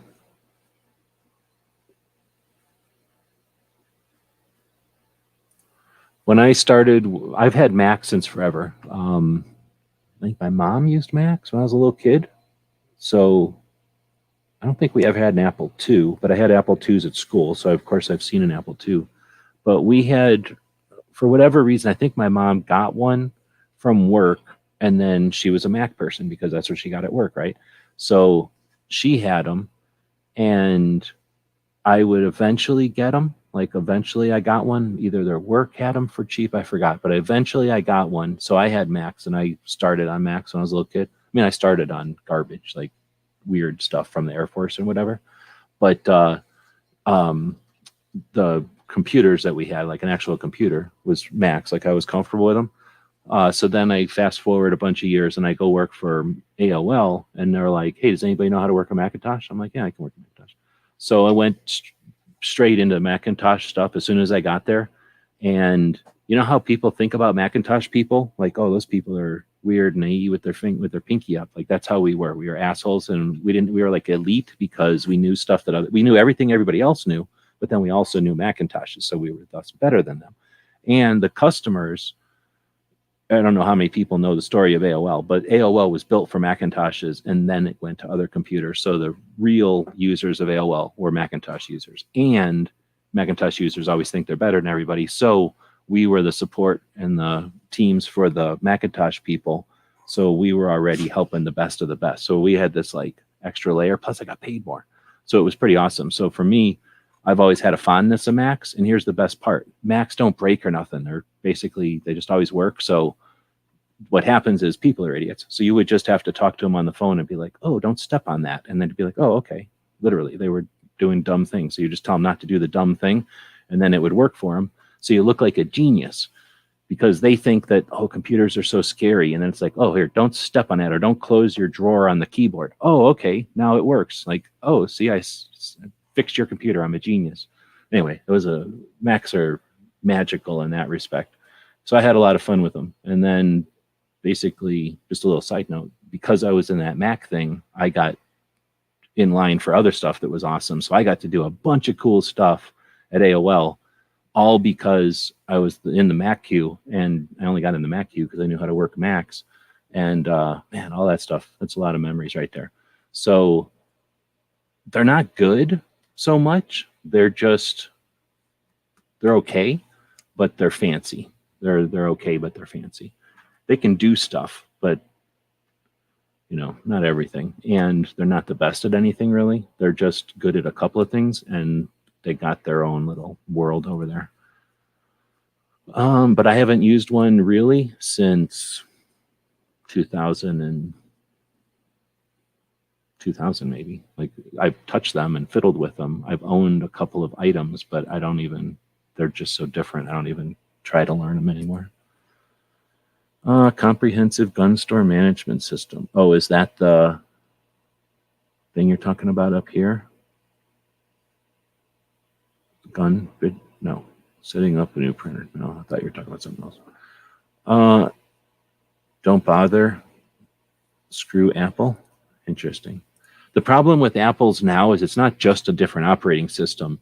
It's being connected to the board. You don't turn off anything on an Apple. You're connected to the board, which is one of the reasons I don't buy them. If I was going to buy one, I'd buy an old one and try to get it not connected to the board, basically. But you're right. I could definitely get behind the screw Apple and their weird board, like weird shit. And I mean, literally, you're connected to them always. They're listening to everything you do, always. And you just have to accept it. And people either ignore it or they accept that Apple is listening to everything you do. I mean, Amazon does it, and Google does it, and Microsoft does it also. But Apple doesn't let you turn it off. Let's see. I had a $500 Android tablet and never had no luck with it. Always had software glitches. Interesting. And that's might be one of my problems too, is that we all lived through that stuff, right? So seeing people buy stuff and be excited and then not be excited and then be disappointed, you kind of live vicariously through their experiences, right?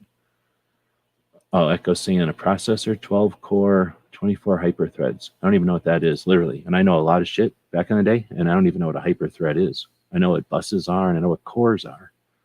So, but I'm pretty sure the last time I stopped paying attention, because remember, as soon as I quit building computers, I quit paying attention to what goes in them. I've been doing other stuff, right? Playing around with the internet and that kind of garbage. So, yeah, I don't even know what a hyperthread is. So, sounds cool. Yeah, don't even worry. Everybody's sleepy. I do the show in the middle of the night because a lot of people drive. A lot of people are doing shift, overnight shift. And then a bunch of people do regular shift work during the day, and they'll appreciate a long format show. So doing it in the evening means I'm not crowding anybody. I'm not stepping on anybody's schedule or anything like that. And I can take some time if I feel like it like this. But the negative side is a bunch of people fall asleep during the show. That's for sure. I'll fall asleep during the show sometimes. It's a laptop that you can fold completely over and make it one piece, like one piece tablet. Yeah, that seems kind of cool.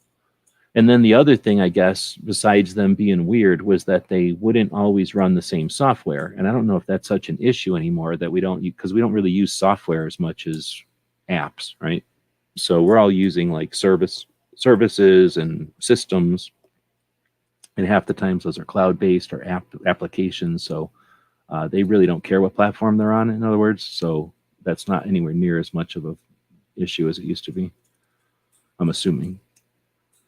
But like, and here's the one thing, I definitely want a tablet because of this one guy that lords it over me. And now he can definitely lord it over me because he's a whole nother reason. But anyway, he's probably got an even better one right now that I'm thinking about it, damn it. So this guy's not wanting for money, and rarely do I give a shit about stuff like that, but he's always lording over me that he's got this tablet. And if I'm trying to draw something, I do it with my fancy mouse over here and I wiggle my hand around, right? And then stuff happens on the screen. But imagine if you're holding a pen and then using it like a pen on a tablet or whatever. So he's got an Apple tablet and an Apple pen, and that's like magic. If you're trying to draw something, that is magic. Like, that's crazy what they can do with that thing. So what he complains about is that he doesn't have a computer that's worth a shit because he doesn't have a Mac, and he's got this Mac tablet and this Apple pen. And when you got a Mac tablet, an Apple pen, and a big screen monitor, you can do all kinds of craziness. And that seems pretty neat. So I definitely would, I'm probably not going to go Apple, but I do want to get some kind of tablet so that I could try drawing with the pen on the tablet. I've used what are they called? The Digit tablet pads or whatever, and tried to draw that way. And it's not bad because you're still using a pen interface. You're drawing with a pen. So, you know, those of us that grew up writing with pens and paper and shit, we're used to having a pen in our fingers. So if I'm drawing or something, it's easier to sketch with a pen than it is with stupid mouse, right? But the problem is if you're using a normal sketch thing, it's a pen interface, but your eyes aren't looking at what you're drawing on your pen. Your eyes have to look up at your screen. So you're drawing on the table, but you're looking at the screen, and that's a glitch. That's a weirdness that you're not used to. So with a tablet, you draw with a pen, and it's happening on the screen of the tablet as you're drawing. So you're literally just drawing on a magic Etch-a-Sketch. Anybody's an artist at that point. That's like having a magic Etch-a-Sketch. And you hook that up to a computer so that you can take your magic Etch-a-Sketch and then say, throw it on the computer and do real work with it, but you can sketch it out on your tablet. So that's not on the short list of shit. Whenever I become rich, whenever I get a sugar mama, get rich, that'll be one of the things I have her buy me, though. A nice fancy tablet and one of them fancy pens. So I don't know if you do anything with that. I don't know if that would work for reloading at all, if that helps you with reloading. Another thing to talk about someday would be getting this thing. What the hell was I watching? I was watching something.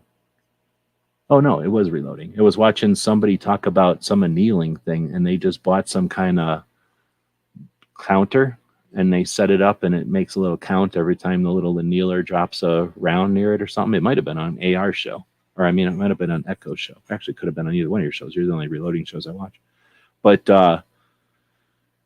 I thought that was kind of neat, except that if you're going to go to all that trouble, then why not hook it up to an app on your tablet or whatever, and then be able to count the number and keep track of it or whatever. Like, I don't know if that's a tough or not, but it doesn't sound like it would be that tough. But anyway, so those kind of things would be cool to have a tablet for. In my repair shop, we had a dedicated Mac tech who only did Mac at the time and carried the shop for the low stretches. He was likable and definitely weird. The reason, I don't know why y'all didn't go over there and learn Mac stuff, because Mac stuff is the same exact shit as every other computer, except that some of it's proprietary. Like some of it is their in-house stuff, but otherwise it's exactly a regular computer. It just looks different. You know, it's like opening up a frog or opening up a horse. They're going to look different inside, but they both got a heart and they both got lungs. They're both mammals. They're both computers. So once you open them up, they're just different, but they're exactly the same. And we would work on Macs, and we weren't, what do you call it, like an official Mac or whatever, repair place or anything like that. But we would work on it just because I had dozens and dozens and dozens and dozens of Macs. So, you know, you get a pallet of them. You know, there might be 24 on the pallet. Where you're just going to sit there looking at them, and you're going to rip them all apart, and you're going to take whatever parts are broke out of one, and you're going to take all the parts that are working out of some other one, and you're going to take 24 Macs and make 3 or 4 good ones out of it, really good ones. And then you're going to get like 8 that work, but they don't have any fancy parts in them. and then you're going to get a bunch of extra parts.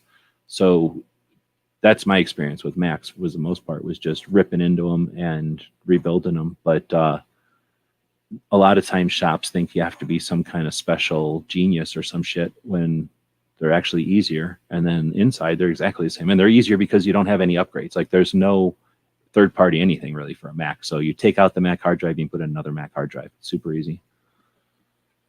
But and then usually you can charge more because Apple people are idiots. They'll just pay anything for anything usually. Sorry, Apple people, but you are. As a whole, you pay anything for anything. You just do whatever you're told. I guess that's why Mac interests me now. I'm growing weird. I get you. I don't mind Macs, especially if you don't care anymore, and you don't really need to care anymore. It's just that back in the day, it's like having a muscle car. Back in the day, if you wanted a car that was a performance car, you had to make it. Like they didn't just sell you a performance car unless you bought like a fancy, really expensive car, right? So if you wanted a performance car, you just figured out what you wanted and you made it. And that's how computers were. Well, nowadays you can buy like a fancy electric Tesla, blah, blah, blah. You can't really make that. So easier to just buy it. And they don't cost nothing for the most part. Relatively, I guess when I say it. Let's see. So AR is saying in an HP 360 Envy, wasn't sure at first because I haven't looked at the thing in a while. It's a 11th gen or an i5. See, I know that part. I have an i7 now. I used to have an i5. You can upgrade the SSD to something drive, and I don't know what the hell is there something better than SSD? I thought SSD was the best. And upgrade RAM to 32. Yeah, see, that's pretty much where I'm setting. I have an i7 with 32 and a 1 terabyte SSD. For this particular model, it was the only option I had, I think, was having a 1 terabyte SSD or having a 50-50, like a half of an SSD and a half of a regular drive. And I was like, I'd just rather have the full SSD or whatever, the solid state drive. And then it had no frills. There's really nothing going on with this laptop. I think it's just a business laptop, really. It's just that it's performance, like the low-end gaming computer, so it can do some of the animation stuff I was hoping to do. Remember using AOL with my dial-up? I hope so. Well, I mean, if you're old, you remember that. I can remember a dude at AOL that ran an ISP, an internet service provider, out of the closet of his apartment on a bunch of just tower things that he built. And we all bought internet off of him because it was cheaper. And I think he bought a DSL. He bought a ISDN, or he had 2 ISDNs, I think, going into his apartment. And in Tucson, we got crazy good internet back in the day because I think of the Titan missiles. So he had 2 ISDNs going into his apartment, and he only sold internet to the people at AOL. So it was just us. And then that was a lot of fun. So I would dial up to this dude's closet and then go online. Etch-a-Sketch, Blast from the Past. I don't know if I ever had one. I certainly played with them, though. See, sugar mamas are good for everything. And here's the best part, Echo. You can have more than one sugar mama. You just got enough sugar mamas, and you're always playing. You're never sitting still. Let's see. I had a lot of Mac stuff, reminded me of Unix. I never got into the programming stuff more than I needed. I liked the plug-and-play aspect of the Mac. And for the most part, when you got pallets of them, you never have to deal with a broken one because you always just take a part off another one. But I think every once in a while we had to fiddle with the OS being okay or not. That wasn't my thing. Other dudes got into that. So my thing was getting there, like finding all the pieces that we needed to set up like what the hell were they called? Was it called an Apple ring? There was some name for the rings. Token? Nah, I forget the name of the rings. So cool. Anyway, agree completely with the Mac hardware-wise. It's just a PC. The guy was just certified, and then he had it officially. Yeah, exactly. And that's the thing. If you got a fancy shop, you couldn't bust open a Mac without busting its warranty or something. But we were dealing with $4 Mac, Macs, Apples that we would get at the thrift store. A 1 terabyte M2.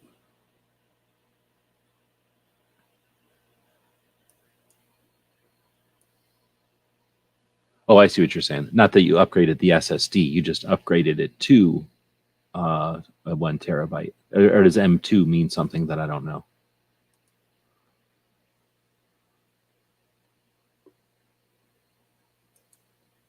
Okay. Well, at this point, I'm gonna just cut it because mainly because I don't want the shows to be too long. Even though I just got done explaining that I do like to do long format shows. We do have a lot of people in here, so I guess I could be talked out of it if everyone started to ask questions or something. But I'm thinking I'm going to chop it at 90 minutes ish right here because then it's consumable, and that they don't turn into marathons. But link if people want to come in. Although I don't know what I was planning on doing after this. What was I planning on doing after this show? Today is Monday.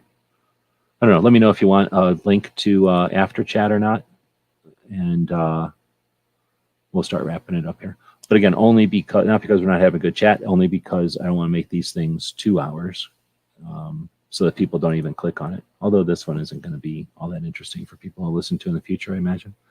Remember koala pads. Got my mouse to cooperating after chat today. I guess it's got like koala pads. Got my mouse after a chat today. I guess it got scared when I came at it with Q-tips.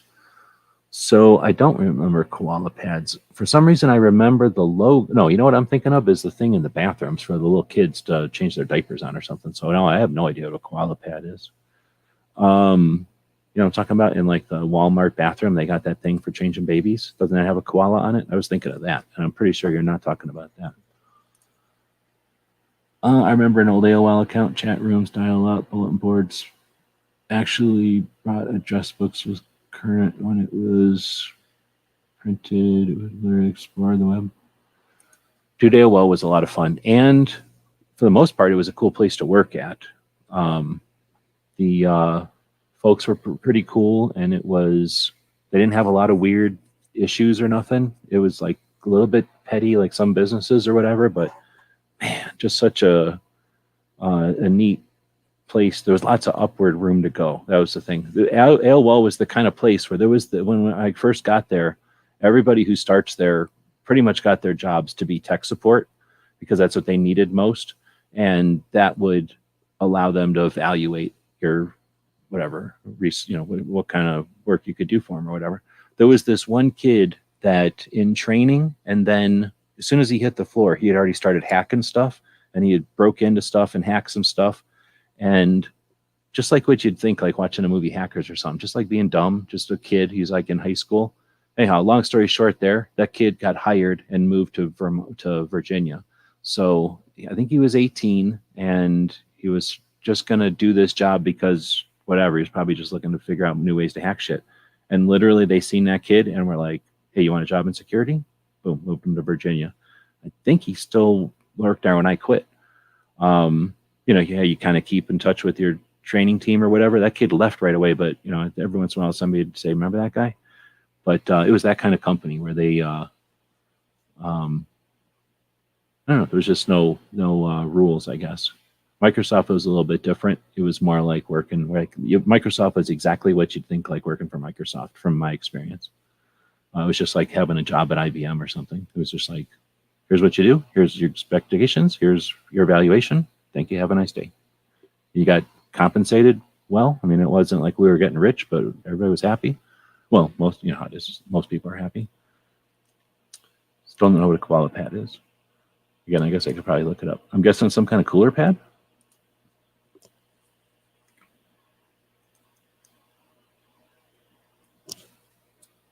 Yeah, I haven't cleaned this mouse in a while, but I have had that issue before. You know when it was? When I smoked. I just remembered this. Whenever I smoked all the time, it would my mouse would get all gross after a while, and obviously it's from smoking and blowing it out there.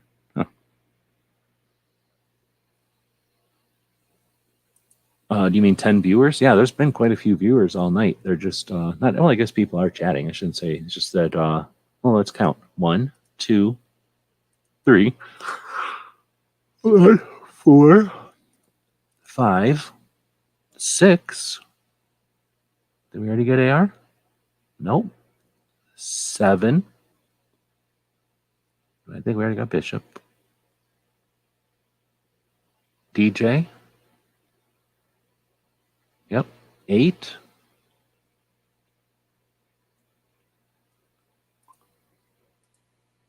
And then, yeah, so almost everybody is chatting. So everybody hit the like button. That way, help out to work this kind of content. I appreciate it. On this channel, I don't think you're going to get too many folks going, oh, well, there's enough views. Let's get over there and check it out. Now, in the middle of the night, I guess I shouldn't shit on that, because in the middle of the night, I probably do have less competition than daytime. So it's possible with 10 people watching and a good ratio of likes that they would throw me on the front page.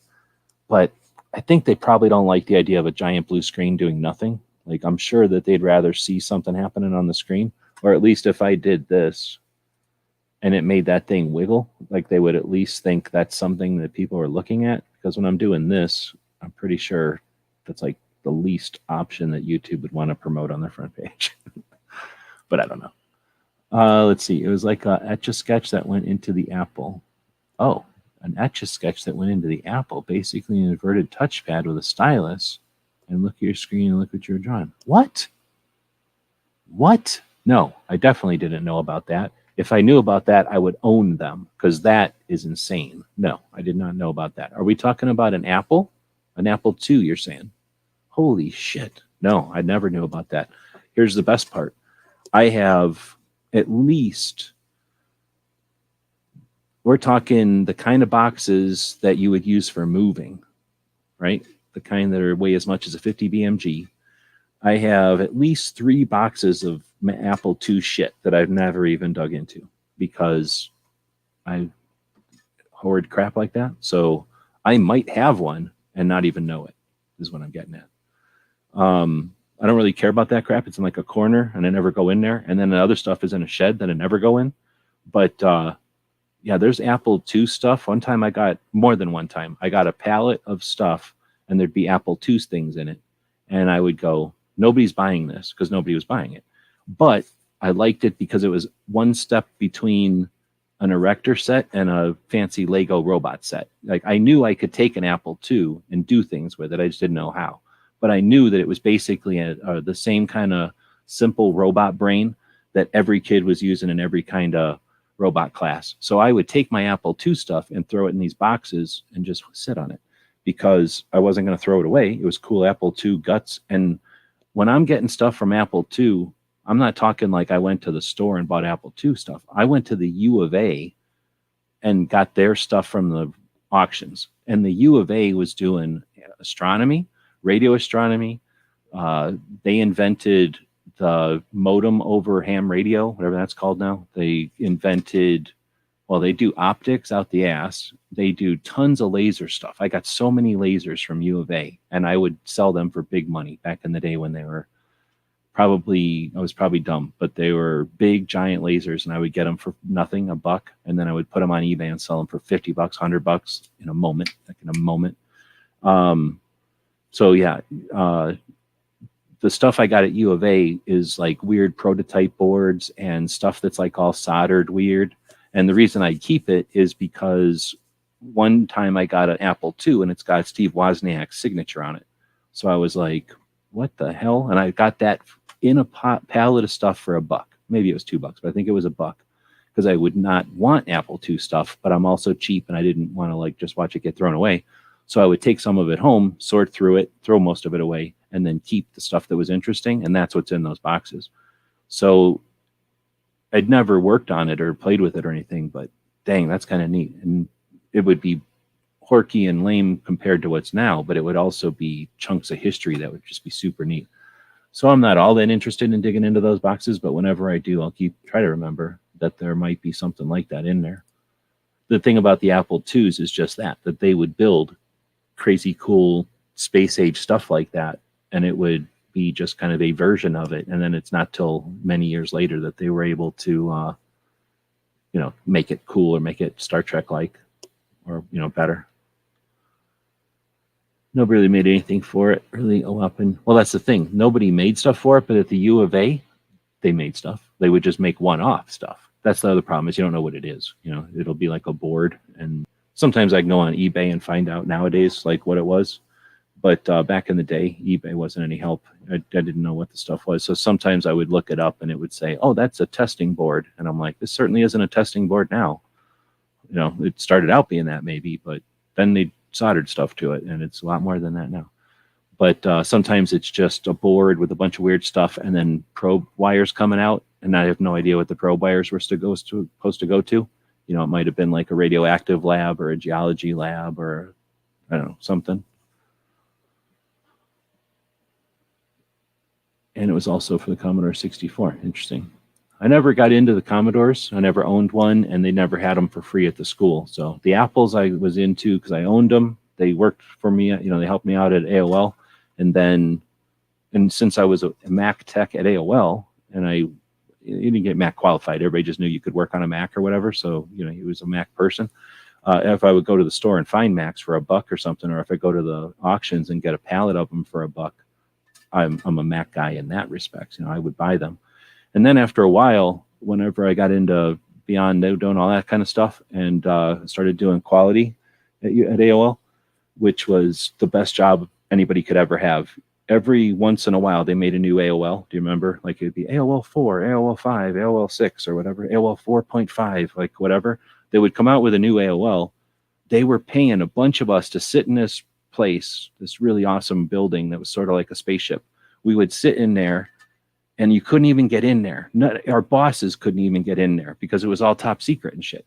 We would go in there, and then they'd say, here's a new AOL. Do whatever your job is, right? Everybody's job was to do something. My job was to test the colors on the instant messages. I got paid more money than I am embarrassed to tell you how much money I got paid. And I would have to go like hello in purple and then go hello in like blue. I could say whatever I wanted, but I'd have to type something in each color and then tell them if it worked. Because sometimes something would make the yellow green, you know what I mean? Or something dumb. And I'd have to pay attention. So I had to be awake for like that 40 minutes or something once every 6 months. And I got paid more money than I've ever gotten paid to do anything, I think, to do that once in a while. So, man, that was fun. So that time in AOL or whatever, I don't know. Now I got spun off again, just thinking about the olden days. Those were fun days. And that's when I started playing with guns again, actually, because I had all this time. I think that's where I was getting at, is that I only worked. I'm not even fucking kidding. I worked like 40 minutes a quarter. Like I didn't even have to do nothing.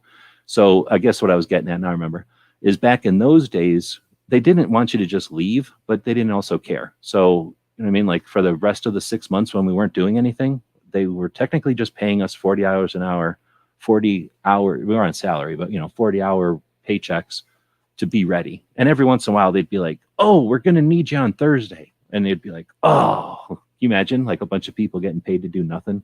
We would still go, oh, we got to work on Thursday. Like that kind of shit. So every once in a while they'd ask us to do something, but for the most part, we never had to do anything. And this wasn't forever. I mean, I only did this job for like a year, but then I would have nothing to do, and I was getting paid decent money. And then I would go to sort of these auctions and places, and I was just like, wow, I'm going through a lot of Macs. Like I keep getting them and getting rid of them and getting them and getting rid of them. I'm just going to keep a couple. So I just started to keep a couple, and that's what happened is I started to collect them. So that's what I was getting at, is that for a while there, I was just trying to collect one of each Mac, and that wasn't as hard as you would think. And I wasn't even trying hard. So I pretty much had one of every Mac, except that so many of them are basically the same. It wasn't, I mean, it was, as a collector, it was neat, but it wasn't fun to look at. It just looked like a bunch of old computers. But that was kind of fun for a while, collecting all the different Macs and having them all just sitting here, being old and getting dusty next to each other.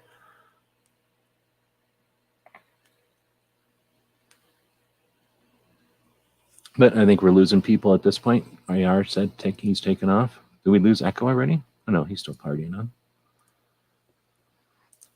Going down memory lane with your components of thrown away PCs and parts that I watch these YouTube channels swoon over, make money. Oh, really? I never thought about it that way. I think most of the stuff I've got is just maybe interesting. Potentially it'll be, I think I shouldn't say that. I did put some stuff on eBay. I took like a shoebox and opened it up and out of one of those boxes and opened it up, and there was some old cassette tape video games, and I sold those on eBay, and people did want them. I forgot what they sold for, but decent money, like $20 or $30 or something.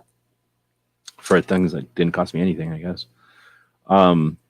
But when I start talking about, actually, I did sell some other board too. Now that I think about it, I think I sold a printer board out of an Apple II.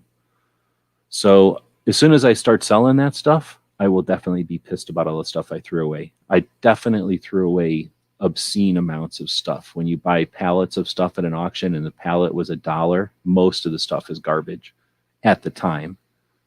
Fast forward and you're like, did I just throw away, or have I thrown away a pallet of Atari 2600s? Yes. I have thrown away a pallet of Atari 2600s because we wanted something on the pallet and we had to throw away all those Atari 2600s to get to it. Like, that kind of shit has happened before.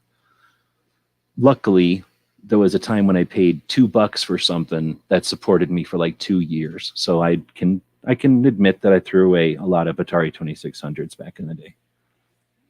But total, what's the word? No way to predict that, they'd eventually be worth something. But if I wouldn't have thrown away a pallet of them, they wouldn't be worth what they are today, because there'd be another pallet of them out there. That was the last memory upgrade I installed myself. Also, oh wait, what are we talking about?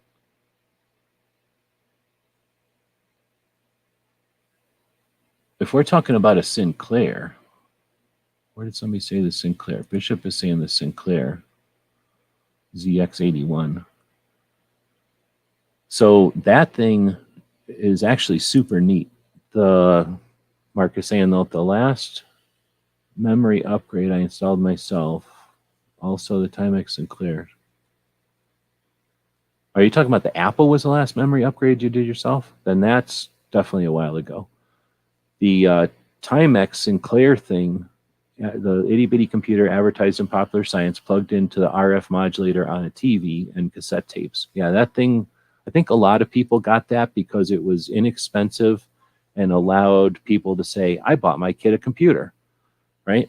And it was horrible. It was like homework. It was pretty miserable. But you could do things, and then you could go around saying, I have a computer, or whatever. But I had one also, and I kept mine for some point, and then I got rid of it. But I remember dragging it around because it was like the size of a calculator. It wasn't very big. So it was, and it had, I don't think there was a moving part on it. The keyboard was that weird piece of plastic. So the thing was easy to keep around, and you only had a power plug to it. It was a keyboard, so you didn't need anything except a TV. So you needed the power cord and a cord going to the TV, and that modulator was the same modulator for an Atari or something, so you didn't even need the modulator. And some of the, what era was that TV where you didn't need a modulator? You could just plug right into the TV, right? There was that time. But yeah, those things were pretty neat. So then I never thought about them because they weren't Apples, right? They weren't Macintoshes. So 2 years ago or something, maybe, I started paying attention to a couple of the channels that are devoted to these old computers. And I would watch those videos because these kids, they're like 30 or something probably. They're playing around with these computers because they think they're cool as hell. They're like watching the hot rodders play with old cars, right? They're having fun putting these things together or whatever.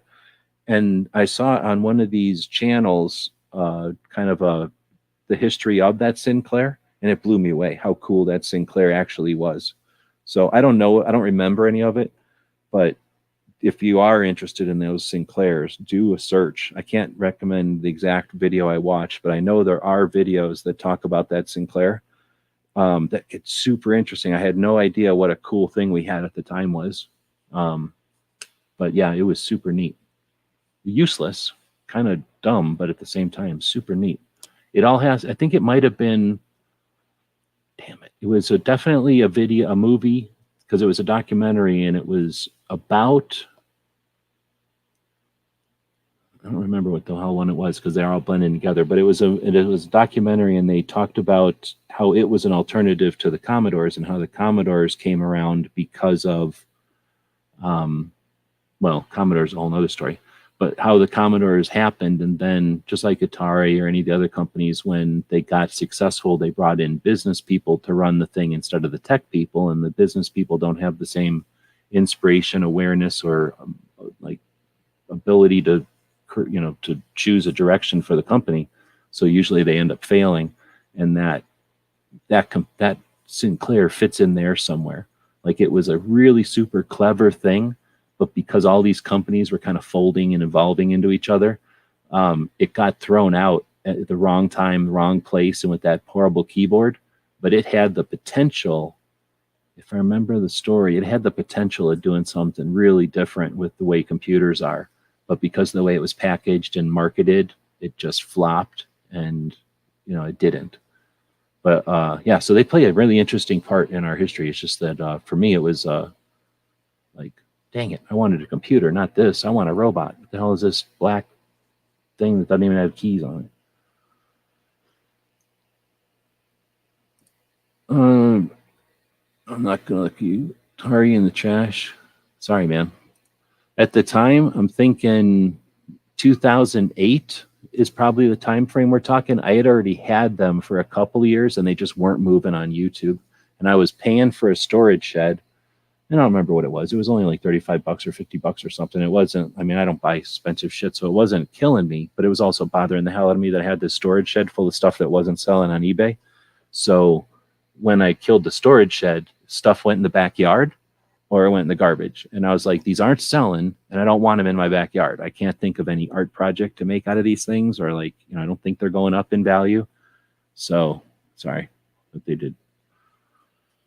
I had to put a rubber pad under the memory box to maintain contact. I think Glenn was 32, the added memory. Interesting. Back in the day, I had no interest in those apples. I knew that you could do stuff, but since all you could play was video games with them or boring work, I was like, I'm out of here. And then at some point, I figured out that you could boss around a computer or a robot with them. And then I was more interested. But to boss around a robot, you had to learn all kinds of nerd shit, and I didn't want to do all that. At the time, I was busy learning how to do things that involved violence and living on your own kind of thing. So had no interest in programming computers. Then later came back to all that and that stuff. By the time I came back to computers and stuff, the computers were way beyond all having to take them apart and fiddle with them. Still have an Atari 5200 with the trackball. The 5200, I can remember that era, and if I remember correctly, that one was at the time with the what was that thing called? The Amigas. And those things were always super cool because you could interface an Amiga with a video camera or a VCR with that toaster and start making movies, basically. And that was 99%, 98% of what I wanted to play with on a computer. If I couldn't make a robot do stuff and that was too nerdy for me, I was going to make movies because my friends were all into doing the rest of the movie stuff. So I was like, oh, heck yeah, I'll do the computer part of the movie stuff. And I think the 5200 was right in that era. And the Atari had a toaster. And the trackball was pretty wicked, but I didn't have an Atari or the money or any friends with one, so I never got to play with one. I did have a friend with an Amiga, so I got to play with the toaster a little bit. Or watch him play with the toaster. He was a dick. So he was one of the people that's like, hey, I got a toaster. You want to come over and play with my toaster? Here, I'll stand here playing with my toaster, and you can stand over there and watch me do it. And he didn't ever let anybody else fiddle with it. But at the time, we were all little kids, and we didn't know what we were doing anyway, so all we would have been doing is fiddling with it, too. I Forgive You just went and turned on and off an emulator. Right on. And that's another thing, is those emulators were just happening at that time. And everyone was not interested in the consoles because you could just emulate everything. And I was never into video games, but I understood that literally everything fit on like a thumb drive, even back in 2004 or something. The big thing I think at that time was to... Actually, I don't think there was any big thing. I was going to say, I think some people would take those things and use them as something else, but no, they wouldn't. I can't think of anything people use the Atari 2600 for. Some of the other devices, they would use them like as a ironic doorstop or something. In the 2600, I don't think even had uses like that. But I usually don't think about stuff I threw away. One time I got a 15-foot long couch because of Elvis, and I'd throw that away. Turns out there's almost nowhere to put a 15-foot long couch. But I got it for like $5. I literally just bought it because I could say I owned a 15-foot long couch. And everybody laughed, and then we threw it away. But that's the kind of stuff you do when you're looking to entertain yourselves at auction places. We could have a whole chat about auctions because there's a whole world of auction people. I'm sure I was a type of them. I don't know what type I was because I was a little rogue, I think. But I don't think I fit into any of the others, but there's a whole bunch of auction people. And once you learn the different auction people, you save a lot of money because some of those auction people, you're never going to outspend them ever. And as soon as you learn not to, then you don't lose any money having outbid them because they'll also, the certain auction people are not friendly and they definitely know what you're about. You know, they've been to auctions before, you haven't. So they can clean your clock. They'll get you to pay they'll size you up, figure out how much money you got, and you're going to pay all of that on something. And then you don't even realize, and then they clean up the entire rest of the auction. And once you know that that's a thing that can happen and you just don't let that happen, then you save a lot of money and have a lot more fun at these things. That being said, there's not that many auctions like that anymore. But every once in a while, if you get an opportunity to go to one, I don't know if people do that kind of thing anymore. Now I'm thinking about it. There must be some real auctions out there. But I don't know if it's enough of a topic to have a whole show about it. I'll just keep throwing stuff out there. And now we're definitely going to end it because it's a 2 hours. And I'll throw the after chat out there. Nobody really said anything before. But if you feel like it, I'm not going to guarantee I'll be sticking around for it. I definitely have to go let the dog out. But otherwise, thanks for showing up for a kind of a rambling Monday night daily gun show where we talking about tech and kind of bouncing topics from the live chat. If you're listening to this thing in the future, we record live at midnight Eastern each weeknight, and it's an open format, so join in. Tomorrow it'll be 2A Tuesday. You'll be deciding what state we talk about, and then we'll chat about what is going on in the gun industry, the firearms history for that state. Also talk about some other 2A stuff and whatever else happens tomorrow. Thanks for being here. Gunmetal is saying thanks for making it graveyard shift bearable. Thanks for doing the graveyard shifts. If folks weren't doing graveyard shifts, the life wouldn't be bearable. Life wouldn't exist, right? So yeah, I don't have a problem at all. Thanks for showing up. And there's DJ saying right on. We'll catch you later.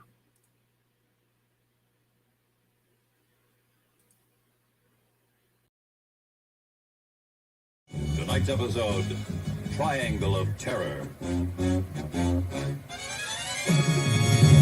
GearWebsites.com is your source for firearms-based playing cards and books. We also have mugs, shirts, and posters with designs that we've made live. Of course, we have patches. Every Friday is Free Patch Friday. We appreciate your support. Thank you for shopping at GearWebsites.com.